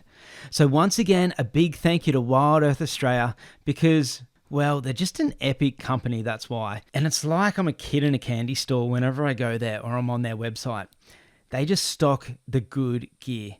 Anything in adventure, you name it, running, camping, hiking, climbing, they have you covered. So go to wildearth.com.au, that's wildearth.com.au, and stock up for your next adventure. Now, a big thank you to Butter Insurance. Now, I'm passionate about this because I can tell you story after story about why you need not just travel insurance, but a good one. So guys, just don't risk it. Get travel insurance and get a good one. Now, I'm stoked I found Butter because they make things straightforward and easy. So for your next adventure, go to butterinsurance.com.au and put in the 10% discount code WILD-ONES10. All one word, capital letters. That's WILD-ONES10. WILDONES10. Now, terms and conditions apply, and always consider and read the PDS and the TMD available at butterinsurance.com.au. So for the listeners, the tender, as in being the small little dinghy that they could get closer into the shore, like being on a bigger boat, you're not wanting to get into the danger zone of like where waves are breaking or closer to waves to explore. So like for you guys, having a tender would mean you could leave the boat really safe out far away from the swell, far away from like the reefs or shelves that the waves are breaking on, getting a tender, cruise in, and also having the speed and motor like access to be able to get out if anything happens. So like you're now only relying on what binoculars to kind of look at waves breaking from the back. And then if you see any, you're going to have to paddle through like raw ocean and currents to try and get there. Yeah. And that was a big factor too, because, like if we're going to paddle. And then you're getting cold. Yeah. Yeah. It's all of that. And then you're not even, if stuff goes wrong, it's not like you have someone that's going to come and help you, if you end up in a rip and you're getting dragged out. Yeah, like, there's no boat to come get you. Or even if you get washed inshore or over a reef and get stuck on the land, like it's like... Yeah, there was so many things, but at that stage, like there was just so much sacrifice. And I'm thinking too, like, there, this type of area, like how cold, like what thickness of wetsuit? We were in like a 6'5" and 5'4", like between those so two. We're in and like hood, gloves.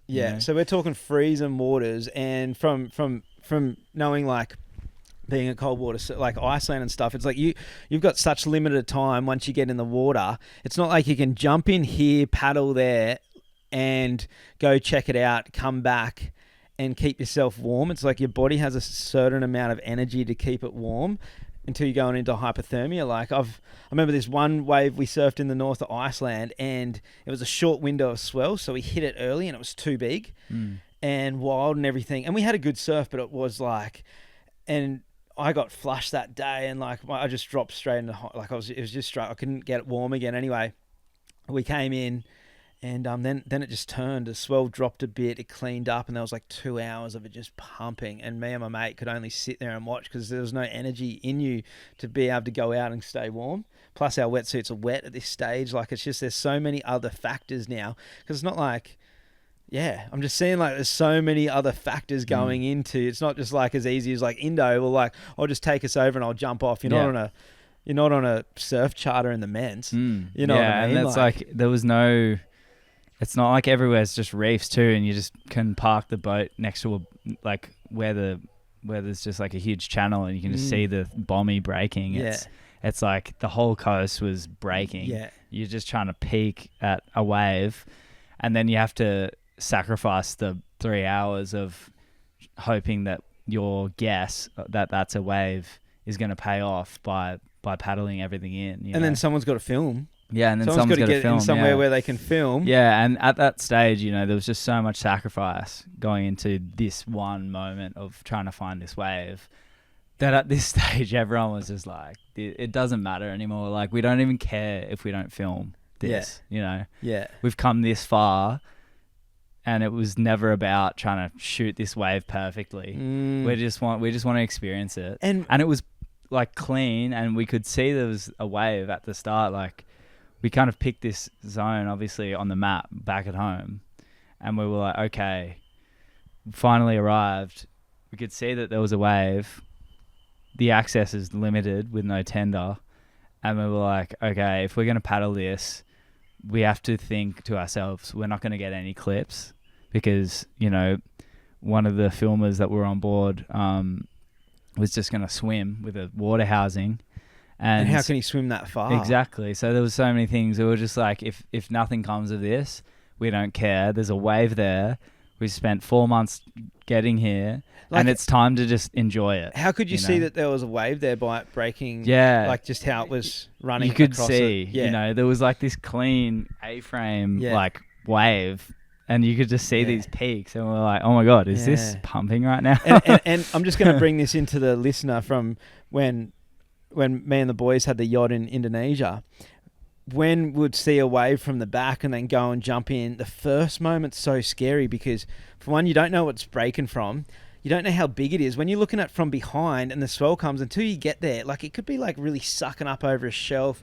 And the first couple of bits is so scary of how it's actually breaking. It's so different coming from a wave from the back to being on the beach and watching it and being able to see what it's doing and actually how big it is and what it's breaking into.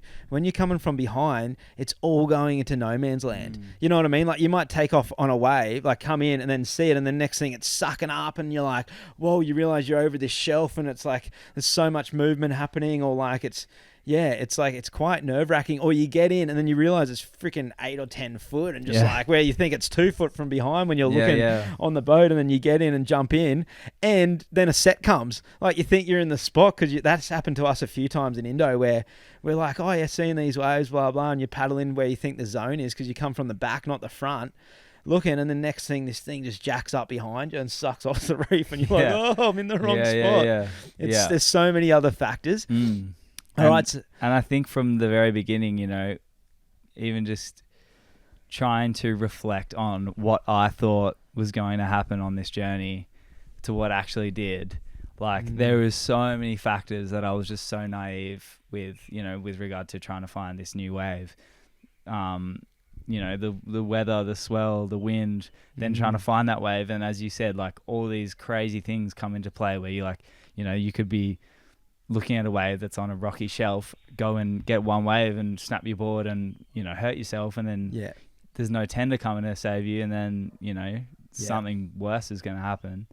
And it was definitely gave me a realization after this whole journey that this, you need, if you're going to do expeditions like that, you really need to, you can't be naive and just go for it without thinking of the worst case scenario. It's I always say, like, you got to make your bed, tick box A, B, and C, and then go for it. So you can have as much fun as possible, and just be like, okay, so you're starting to see waves, you're seeing A-frames, you're seeing it's clean, you're seeing it's pumping, but you can only get within 700 meters or so of it. Are you looking at currents, like trying to see water moving around, thinking like, not really. At that, we were all so excited that it was almost just like, we're just going to go. Let's go for it. And we had that thing where we were just like, if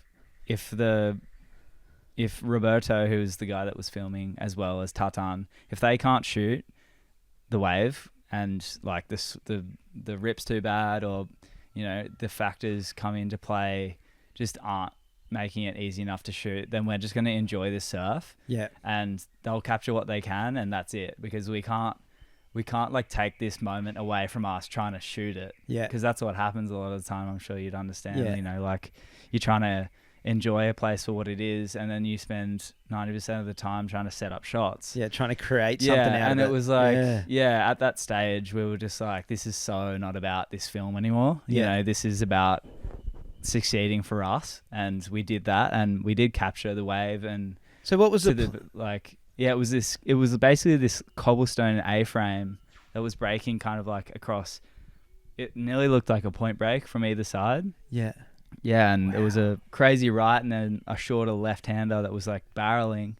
And yeah, we spent all day trying to obviously set up on the beach and just surf our brains out. So the guy on the beach with the camera, what are they putting? Wet bag, all the stuff? It was so What about rogue, a tripod? Man. It was rogue. So yeah, the tripod that we have sitting behind us was like, at this stage, I hadn't even thought of how we were going to access it from land. So we had one dry bag, which we put one of the cameras in, and I just threw the tripod on my back in a normal bag and just sacrificed the tripod. Like as in like you're jumping in the water with the tripod. So it's getting soaked. Yeah, it's just getting soaked. In salt water. Yeah. And we paddled that in, and then I had Roberto like on my feet as I was paddling. He was kicking with a water housing. And we were just like trying to get in with all our gear, like 700 meters, and it was like 4 foot, obviously in a weird zone that we'd never been. And like, what size board are you on? Like a performance board? I was on like a 510, and the other guys were on like a 6'2", 20. Did you make sure you like ate a whole heap before this? You're like, we're going for a drink, heaps of water and eat all, because once we're going. Yeah. Well, we did. We went and we surfed, and it was like clean 3 to 4 foot little A-frames, and it was amazing. So did you was that point to try get everyone to the beach first and then go from the beach out? Yeah, well, it kind of came in we had 2 sessions. With the first one, we just tried to shoot from the water, and Roberto, the guy with the water housing, was struggling so hard. Like, he'd captured a couple waves and just got sucked down the beach, and the other Chilean guys that were with us, Guga and Tatan and everyone, they were like, this is too dangerous, you know. They were like, we can't just have Roberto getting sucked down the beach, you know. And it's not like a beach here, it was like rock, with slabs of rock under the water, obviously, and it was just too dangerous. So we paddled him back to the boat, threw the camera bag on our back and the tripod, then ate quickly, and then jumped back in the water and paddled back to the shore. And this is freezing. Like, what air temperatures are we talking? Oh, do you know? It was actually like a really sunny day. Oh, lucky! Which was so lucky, so lucky. Like, yeah, if it was raining and like, because that sun warms the soul, even if it isn't that warm. Just that warmth and it made it possible, because without that, it definitely would have been too cold to do that round 2 session. But yeah, by the time we'd even got back, it had gotten probably like 2 foot bigger. So we were paddling in. It was like, you know, more 4 or 5 foot plus, like catching waves with like, you know, 15 grand's worth of camera gear and a tripod. And we'd gotten to the beach and had another surf and captured what we could. You know, it's breaking, like trying to get the camera gear to the beach. Yeah. Like, are you also like worrying like, oh, the wind's going to change, the tide's going to change? And that's what happened, you know, like, we had this amazing surf, tried to capture what we could, and, you know, there was like tubing, like, and it was like everything was perfect except we couldn't really shoot it, you know. We shot it, and we got what we could to showcase what we'd kind of found, but it was kind of symbolic, because I was always like, it's like Patagonia didn't want us to capture it fully, you know. I was like, it was nearly like, this place just wants to be kept as it is, and I was like, oh, okay. That's humbling too, and it's just like, it's going with that environment, and that's the thing. It's like, it's not like here where it's such easy access, and we're so lucky. It's like you gotta fight a lot more or work a lot more for those magical moments, and that's why those magical moments are so incredible and amazing and sublime is a good word for it, because it takes you into like such a magical territory, because you had to work so much to get the moment. I want to hear about what it was like when you paddled to the peak to catch your first wave.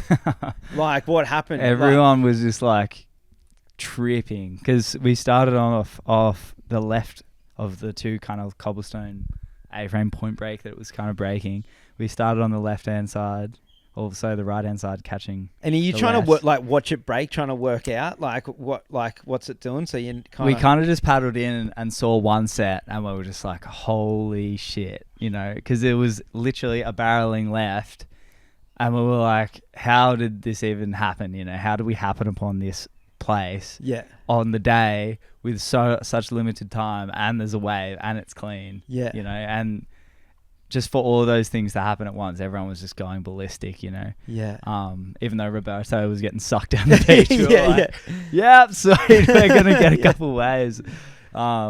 We just all were tripping, man, and everyone was just hooting, and like, it was a weird experience because obviously we'd only met a lot of the guys very recently that were on the boat, and like it literally within just having to experience all of this stuff in such a short period of time, you know, we were just like all so like in love with this whole experience that we were having, you know. And what's the backdrop that you're looking at when you? It was as I said earlier, it was like Jurassic Park. It was these crazy stone cliffs and, you know, barren like landscape of like all the trees and stuff were bent over obviously from the wind hitting the cliffs, and it was insane just seeing the beaches as well, just so untouched, and there was leaves like kind of palm frond like leaves that were probably double the size of me, you know, standing up. They were huge. It was like the biggest leaves I've ever seen. Really? It was weird. And it was like a testament to just how raw the place is and how like small you are, and you're at the whim of the elements, and the place is a literal symbol of that, you know. Everything's just bigger and untouched, and even just touching the beach, it was weird, like putting footsteps in the sand, and you're just looking around like, this is, you know, when was the last time a human being has been here? You know, it's crazy. There's something too, and it's not egotistical, because some people think it is, about like going and being somewhere where not many people have been, or stepping foot. It's just something so like, it's nearly eerie. Don't you think? It's like not many eyes have been laid on this, and it's like, me and Wally climbed this mountain range in Iceland, and there was like 5 or 8 generation farmers there, and they said like no one has ever been up into the mountains there, like no one's ever climbed it. They go up to around the middle length to get their sheep down, but he was like, I don't know of anyone that's gone up the top. And so when we were up the top there, we're looking out, and it was just like, I don't know, it was this weird feeling like no one's really been here, and if they have, it's very limited. And we're laying our eyes on something that if either no one or not many people have laid their eyes on. You know what I mean? That's how we felt, and it was kind of like eerie. We were kind of like on the beach, and it was a strange feeling. It's kind of indescribable, you know. Like in a good and bad way. It's nearly like you feel like you want to just leave it without any trace, you know, even though that's how we left it. But just like putting footsteps on the sand, you just kind of like, you just don't want to have any impact at all. Kind of just like, okay. Are you spiritual by any chance? Or like, I wouldn't say I'm like super spiritual, but there's definitely like things I kind of believe in, and you know. I was just thinking like, that respect that you're having just there of knowing that nature's bigger than you right there. You know, like, totally. whoa. And then I really want to hear about, because you said like you saw this you see these sets come and you're paddling excitement, everyone's cheering. Did you get the first wave, or did someone else? What happened when you saw that first wave coming at you and you're like, oh, I'm on? Because I know that feeling. Like, I remember in Indo, I remember at Macaroni's one time paddling out, and it was just like these sets came, I was like there, and the next thing, this wave was coming at me and everyone's like, you're on. And I was looking and I was shitting myself and so excited. I had so many emotions just going like, oh my God, like first wave, like, It's literally a blur, to be honest. Like, I feel like everyone was just so filled with adrenaline. Like, I can't even remember who got the first wave. I can't even remember, you know, how it actually was, but it was like more euphoric, you know, it was like a euphoric feeling, that whole experience, surfing that wave.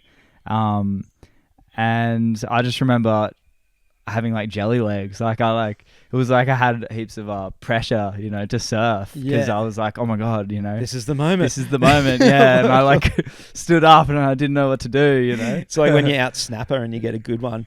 You're like, I've What got a do I good do one. now? What do I do? Yeah. Yeah, it was a strange feeling.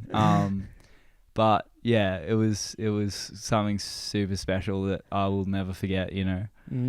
That first surf was like, yeah, it was just insane. And experiencing it with such a good crew too, you know. So did you get pitted?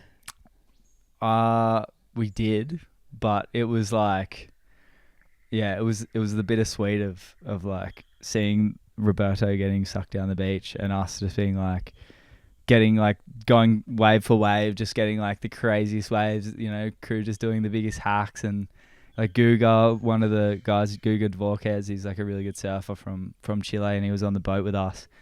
And I just remember looking at him doing the biggest air like on his first wave, and I was just like, oh my God, dreams coming true finally for everyone, you know. Yeah, it was Holy fucking shit. crazy. It was a wild time. I want to go. Oh, I want to have this moment. I don't want this moment. But this is the thing. It's just really making me think of like Huberman podcast. Actually, I know. I just remember listening to this one on like the art of happiness as the actual chemical reaction, and like we hear about this all the time, like we're in meditation or blah blah, like, or like having a goal and working towards it, and it's the journey and the bittersweet. But I remember him saying like the actual scientific, like the chemical process that's going on with dopamine. And about like, let's say like you go to the gym, everything you're doing that's normal, you know, like say you go to the gym and you always listen to music, all right? Now he's saying like if you take the music off a couple of times out of what's normal to you and then go again when you put that music on, the dopamine hits way higher. Like, and that's what the cold plunge does. That's what like the hard work does. Like if you have a really comfy bed and then sleep on the floor and then get in a comfy bed, it's going to be like super comfy. It's like the appreciation. It's like the art of appreciation. Yeah. And you're just saying right now, you were so euphoric. You're in such a euphoric moment because the dopamine hit that you're getting is so high of getting this magical moment. Yeah. Because you had to work so hard for it. So you got to experience, and that's what that word that I said before, the sublime. You got to experience like such magic. And it's like kind of showcased in the film. You can really see how everyone was in those moments. It's just like so genuine happiness on everyone's faces, you know, when everything kind of happened. And we all got back to the boat after the surf, and like you can just see everyone there's just indescribable feelings happening on everyone's faces, you know. I can feel it now. Yeah, just it was through so you. sick. Like, it was so cool. And till this day, it's just like we obviously left Chile, and I haven't been able to see a lot of the crew that were on the boat since, and it's so sad because I'm able to relive it through this film. And I'm always just thinking like, oh, I just want to get back there and get everyone together again and do the same thing, you know? Yeah. It's something you want again, you know, once you've got that feeling, you're like, oh. Yeah, because now there's a deeper connection because you guys shared it together. You shared totally. this magical moment. Yeah, it was really, really special, you know? Yeah. Yeah. I'm just thinking because I had one in Iceland.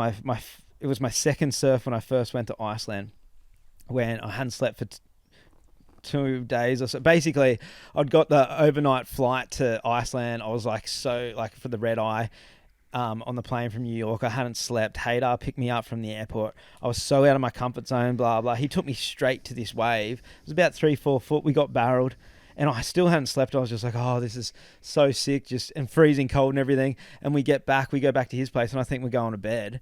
And it's like, I don't know, 7 at night. And he goes, we're going to the north. There's a swell coming. I was like, what? And he's like, yeah, you keen? Let's go. And it was just all this amp. I'm like, oh, I don't know. Anyway, we drove through the night to the north of Iceland, got to this village. I slept in the car. They went up to a mate's place that they had. They slept in the house. They shared, him and Haydar and Ale shared a bed. I slept in the van out the front. Got up in the morning, only had a couple of hours sleep, so tired, so freaking cold. I'm looking at this landscape for the first time in my life, like just so overwhelmed by it. And we go out and surf this wave, And I remember we're surfing and we come in, eat something, we go back out, and it was pumping already, but then it just went to this thing where it cleaned up so perfect, and I'm paddling back out, and we're in this fjord, and the sun's setting down the fjord in the middle, like this golden light, like what you get in those parts when you're low or high, you know, you have that golden light coming through, and then the full moon is rising in the middle of the fjord coming up from the ocean, and I'm paddling out, and Haydar gets his, and it's like perfectly like Largo, like clean, crystal clean, and you got these snow mountains on either side, and Haydar gets this wave, and he's coming towards me just after I've got one, and I'm cheering him, and as I'm cheering, I just start bursting into tears, and I get out, and I'm just looking, and I was so overwhelmed that I was just sitting there crying, because it was like everything I'd always dreamed of. I was happening in this moment, and I was just like, it was so magic, and like, I'm really close with those guys, like, but from, you know, that's something that they experience more than what I have, because they're from there and everything. But it was the fact that they were with me sharing the moment that put me in that, you know what I mean? Yeah. It's just like, there's like a bond there, you know, but it's just like, and it's just making me think of like, anyone listening to this, it might not be going to Patagonia, might not be going to Iceland and surfing away, it might not be climbing an 8,000 meter mountain. It might be just like something they've dreamed of and actually going through their fear to make that happen. You know what I mean? That might be like, I've always wanted to start an orphanage. I don't know. I've always wanted to grow some fruit trees. I've always wanted to, something that you've dreamed of doing that you have to go in to the thing and make it happen. I'm experiencing it right now in the afternoons. I take my babies, I've got twin 1.5-year-olds, and we walk through my food forest and pick fruit. And I sit, and it's so special because it's what I always dreamed of doing. Yeah. And now being able to do that with them, it is just like, I'm giving what I dreamt of to my children. Like, it's just they just walk and now it's kind of dangerous because they think anything on a tree they can eat. They walk up, pick anything. I'm like, oh no, not that. But like, it's just like, and I'm just saying for the listener, you know, we're talking about that we've been lucky enough, and you're telling right now, you this whole thing is about you having a dream and making anything happen to pull it off. And now you're telling us the moment where you pulled it off, where your spirit came alive and connected with those other people, where you went so euphoric, you're just in that moment. And I'm just saying to the listener, you know, like Jed has done it through his dream, but, you know, your dream might not be that. It seems so extreme, Patagonia, but I'm saying like... It doesn't matter how small or big it is. I think, you know, if you just like stick to it and like enjoy that process and just don't navigate away from it no matter what. Even if the whole thing's a failure. I think, you know, people seeing things through to the end and just trying to enjoy that process, no matter how arduous it is, it always ends up being worth it, even if it was a complete failure, because you owe it to yourself to see those things through, you know? You owe it to yourself because you're a unique being. Like, you're a being that's come here for your experience, right? So it's like your experience, Jed, that you've, like the being inside you that's come here for this human experience, for you to do things how you want to do it and experience what you want to experience. It's like, you know, you went for it.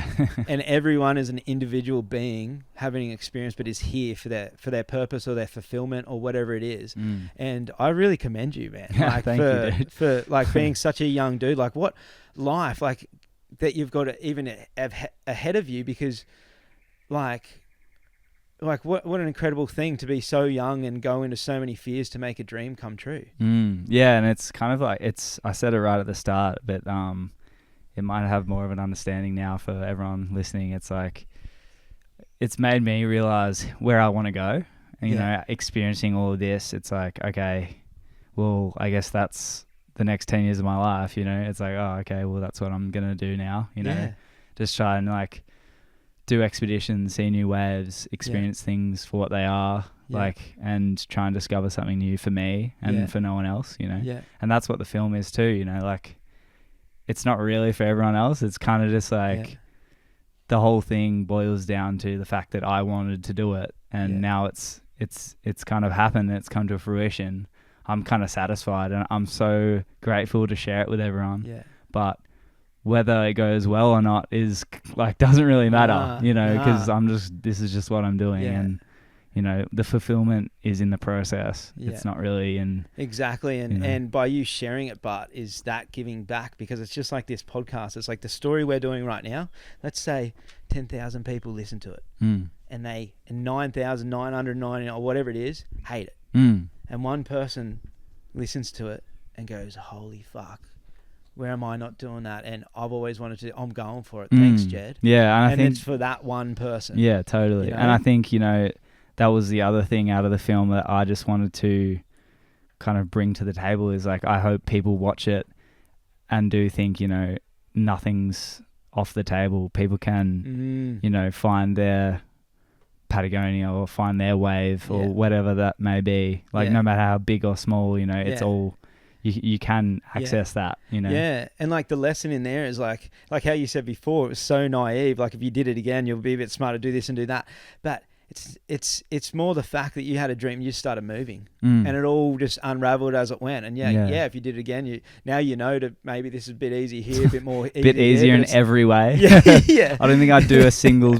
I don't think every choice I made would be different now. But you know, but it's like, you know, it's just start moving and it'll unravel as long as you're going for it. You know? Yeah, and like people want to help. You know, when they actually see people are driven and their passion for the process is there, like people see that and see your genuine nature in you relentlessly pursuing something. Yeah.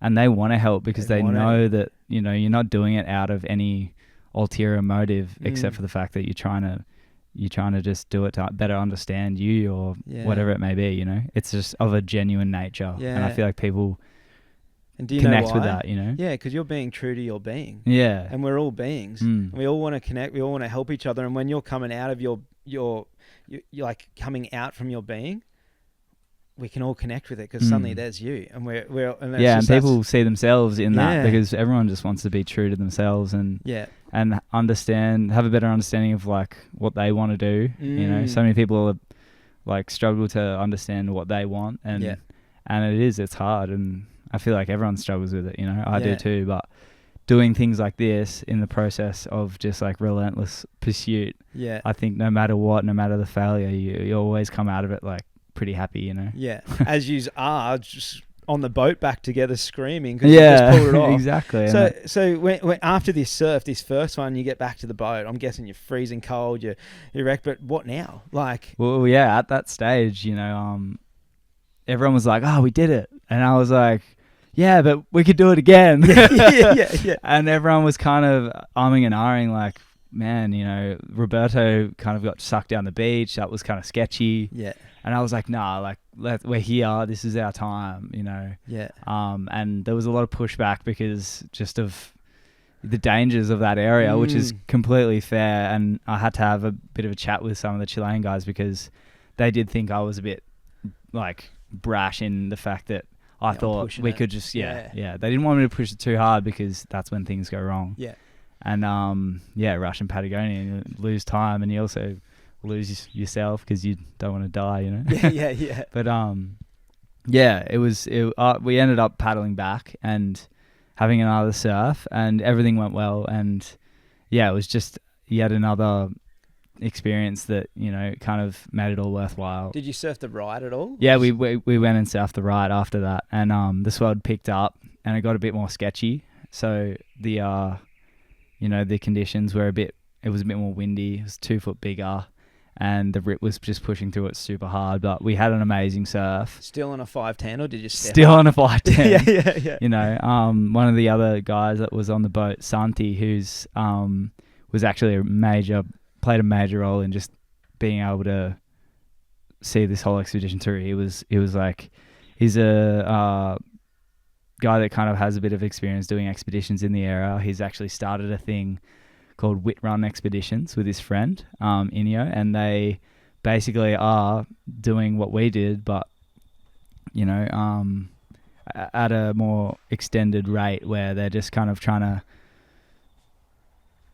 navigate that region and find new waves and like plan expeditions. So it's pretty cool seeing someone from Chile like pushing the limits. pushing the limits. And, you know, everyone on that boat, except for us, we're from Chile, and they were all in their own right doing, you know, some pretty sick stuff, you know, whether it be trying to find new waves, whether it be like pushing the envelope of surfing in Chile or filmmaking with Tatan. Like, you could see the quiet pioneers doing their thing there, and it was like really cool to see just absolute callers just going at it and like holding it down and doing it because they love it and for no other reason, you know. Yeah. Went off on a tangent there, but No. Exactly. It's exactly. Yeah. Yeah.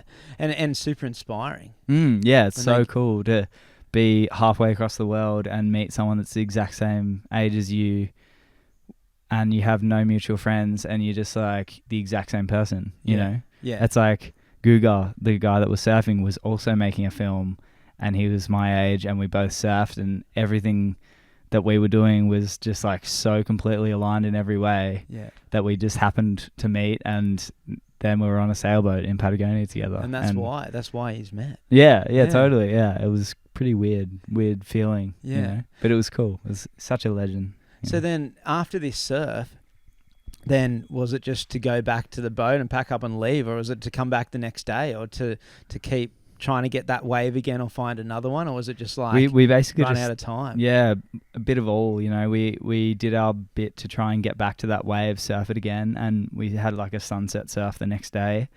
And then our time there just came to an end, and as much as I wanted to stay, it just, you know, with Sergio waiting in the river mouth for us and all the factors coming into play, just our time there was up. We'd experienced it for what it was, and as much as I wanted to stay and see more and do more, it was like, you know, I think for now that was the end of the journey, you know. Yeah. What was it like when you got back on the boat with Sergio? You say goodbye to the fishermen. Yeah.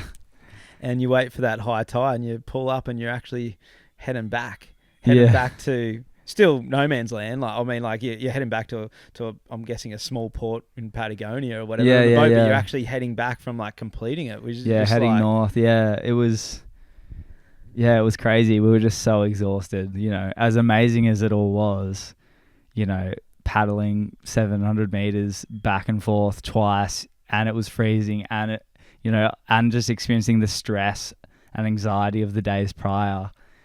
You know, once we got back on the sailboat, I was just like, I just collapsed. I was just like, oh my God, I'm done. You know what's psycho? Like how much, when you want it that bad, you can push yourself. Yeah. Like as in, like you're saying, like the temperature, okay, like even now, like you think about like you want to jump in the water and then you touch it and you're like, oh, it's too cold. You don't, like paddling, like you said, like 700, like that's a big way, go there and back, plus while you're surfing, getting waves, all that energy expenditure, then to go back again, do it again. It's like, and against the cold, it's like you're running at multiple marathons in one day to get the gold. Yeah, you know what I mean? But when you're in that moment, it's like when you're playing soccer, you don't realize you just run like so many K or whatever, you know what I mean? 'Cause you just you're in the moment having a great time. Yeah, it wasn't until after that I really realized how tired I was. Like we got back to the boat and I was like, okay, we've done it all, and then I just like, it was like I allowed myself to feel the pain of how my body was feeling. yeah You know, everyone was just so burnt out but also happy, and like we had just like a final dinner together. And it was just like really special to reflect with everyone and just have some time, like eating the last of the meat, eating the like mussels that we'd shared, like we'd swapped with the fishermen the days prior, you know, having that final moment to just reflect with everyone. It just really solidified that feeling of like, oh, okay, this is my trajectory and this is what I want to do in surfing and filmmaking. Like there's so much beauty to see out there, and it just like opened my eyes to how much more there is to explore and experience it, whether it be for the first time or like finding a wave for the first time, or just like experiencing something for the first time as an individual, you know? Yeah. Incredible. So once you got back with them, was it just like say your goodbyes and back to Australia? Like, yeah, well, that was why we had to leave too. We booked our flight and we had a 1 day window to basically like get off the boat, drive to like Tatan's house back in, you know, Porto Mont, and then Porto Vara, sorry, and then jump in another car and then drive to the airport. And it was like, we were cutting it so fine. So that was the major reason why we had to bounce. But and then come back broke as fuck. Oh yeah. That was why the film took so long, because I was there was a couple money lending scenarios with regard to trying to pay for that sailboat. Yeah. We got home and I was like, all right, cool. It's time to get to work. Yeah, I've got to get out of the zeros, But also, it was funny the entire time. By the end of it, both of my cameras broke. So like my digital photography camera and my Blackmagic both got water damage and broke. So I came home I think it was 15 grand in debt or something, and no cameras. And that's what I also do as a job. I shoot and do video production photography. So I was like, sweet, Yeah. And I was so content. Did not matter whatsoever. Yeah, a couple $1,000 tripod over there. The three swimming in the ocean. Yeah, the $1,800 tripod was just rusted to shit. Both my cameras are broken, in debt, and I was like, sweet, I'm stoked. Yeah.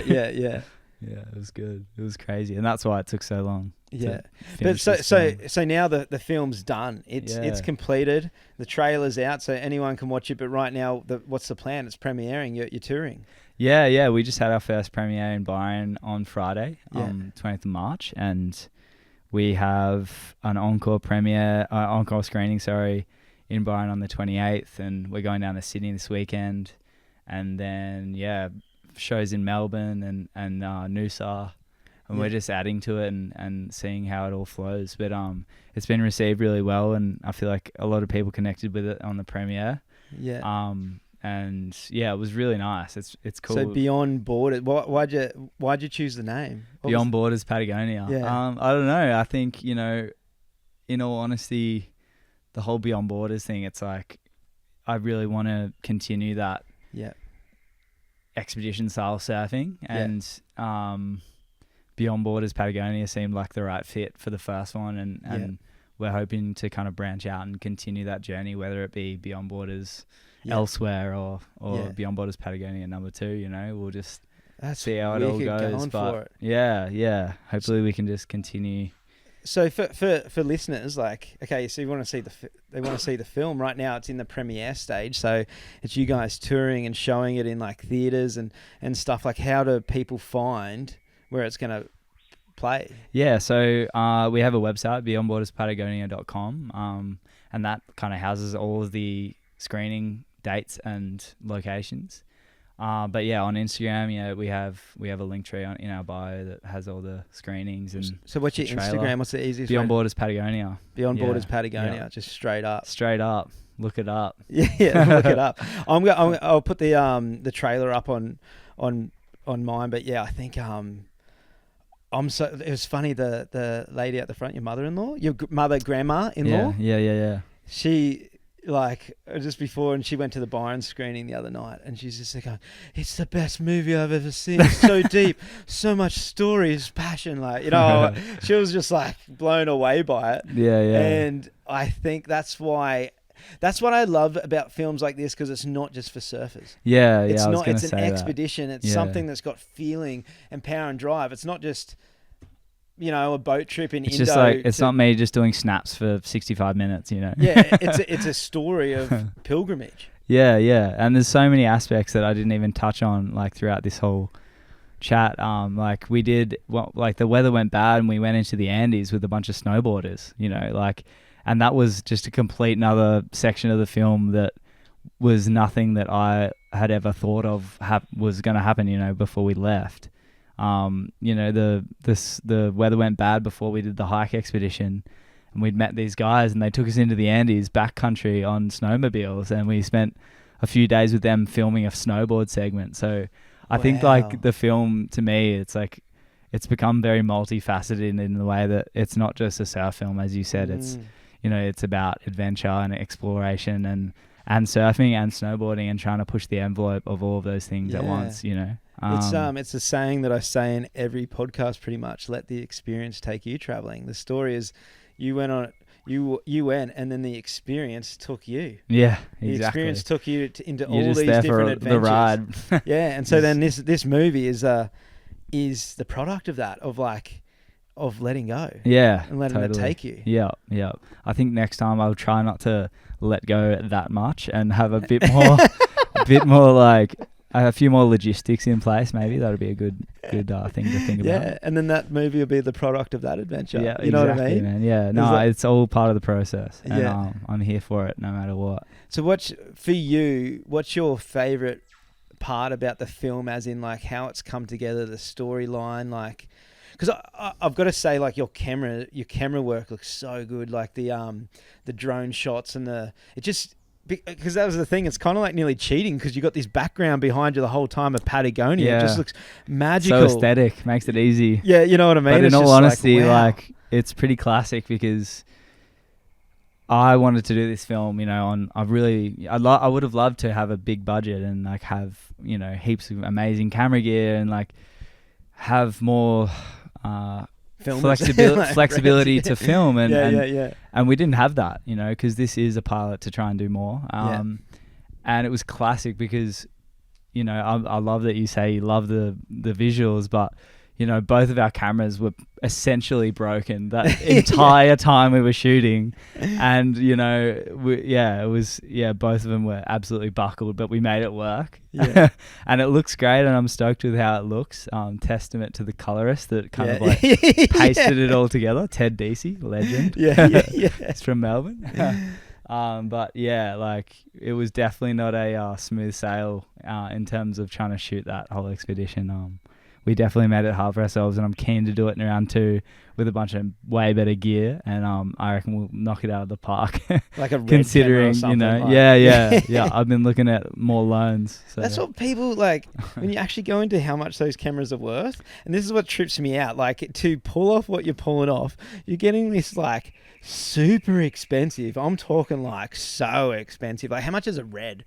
Like, oh yeah, between 10 and 150k. Yeah, know? like let's even go in the middle of like 80 or 100k, because I know Wally's got cameras worth that much, you know, and you're chucking it in a backpack, going across water, like, you know, jumping in the ocean, like you're putting it through some stuff, you know, and it's just a camera, like, it's like, well, yeah, that's the whole thing though. We didn't have it. We were literally, I was shooting, like, for all the filmmaking nerds that might listen to this, like me. You might realize that like we actually shot this on a like Gen 2 Blackmagic pocket cinema camera, which was like pretty, you know, limited in terms of what you can actually get out of it.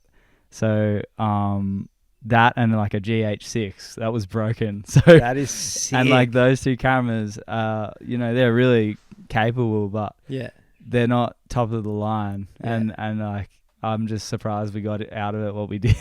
The thing is, you pulled it off, and that's why it's core. That's why it's so core. Keep it core. You got to keep it core, man. It's all about being core these days. No, it's just just the fact that like you went for it with what you had, and you pulled it off, and you pulled off this incredible thing. You pulled off this movie that people are talking about, that are looking, going, "Whoa, this is incredible." You know what I mean?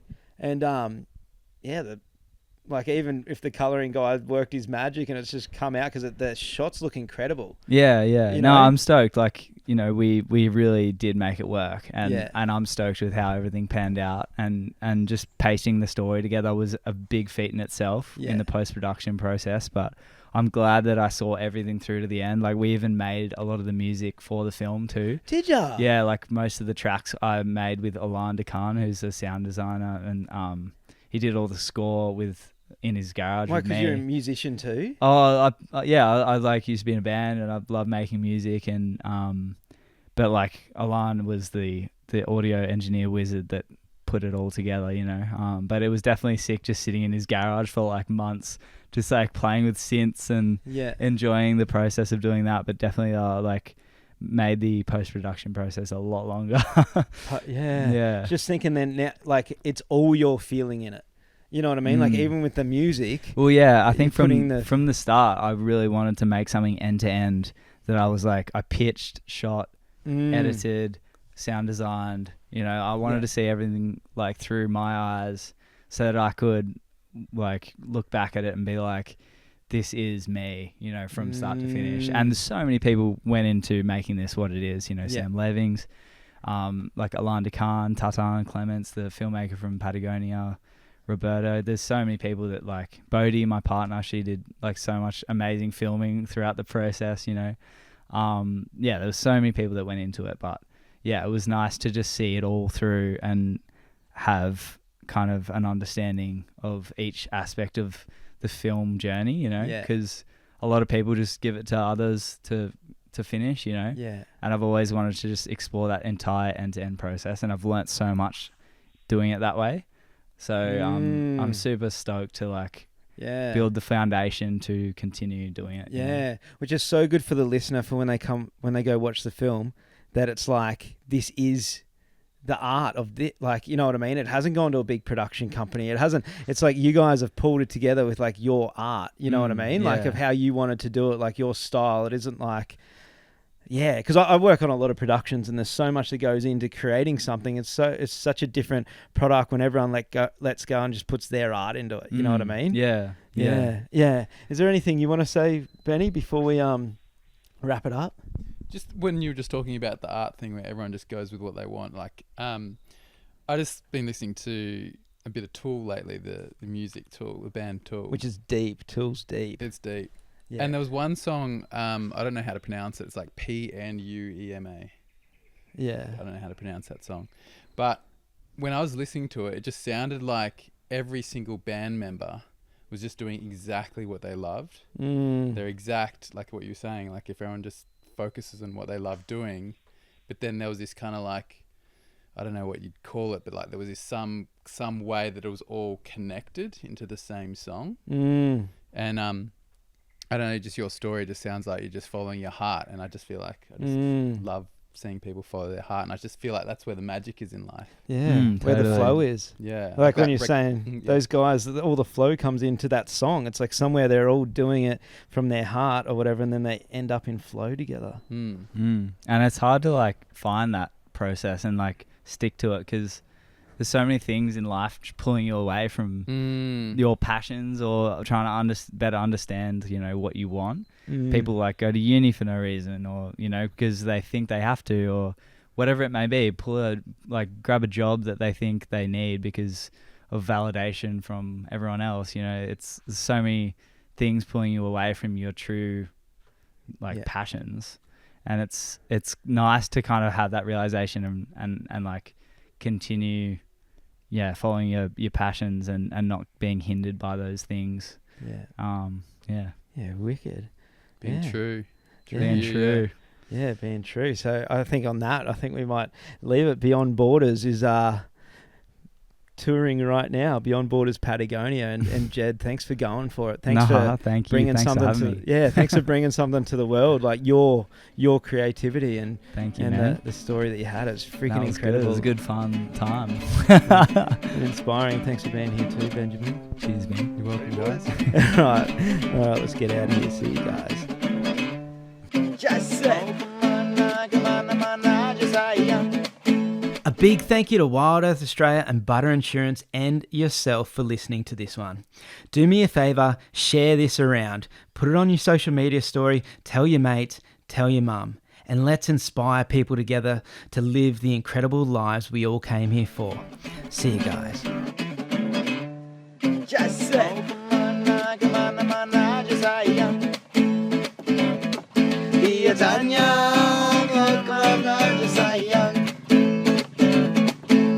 Cari apa, cari cinta, cari apa.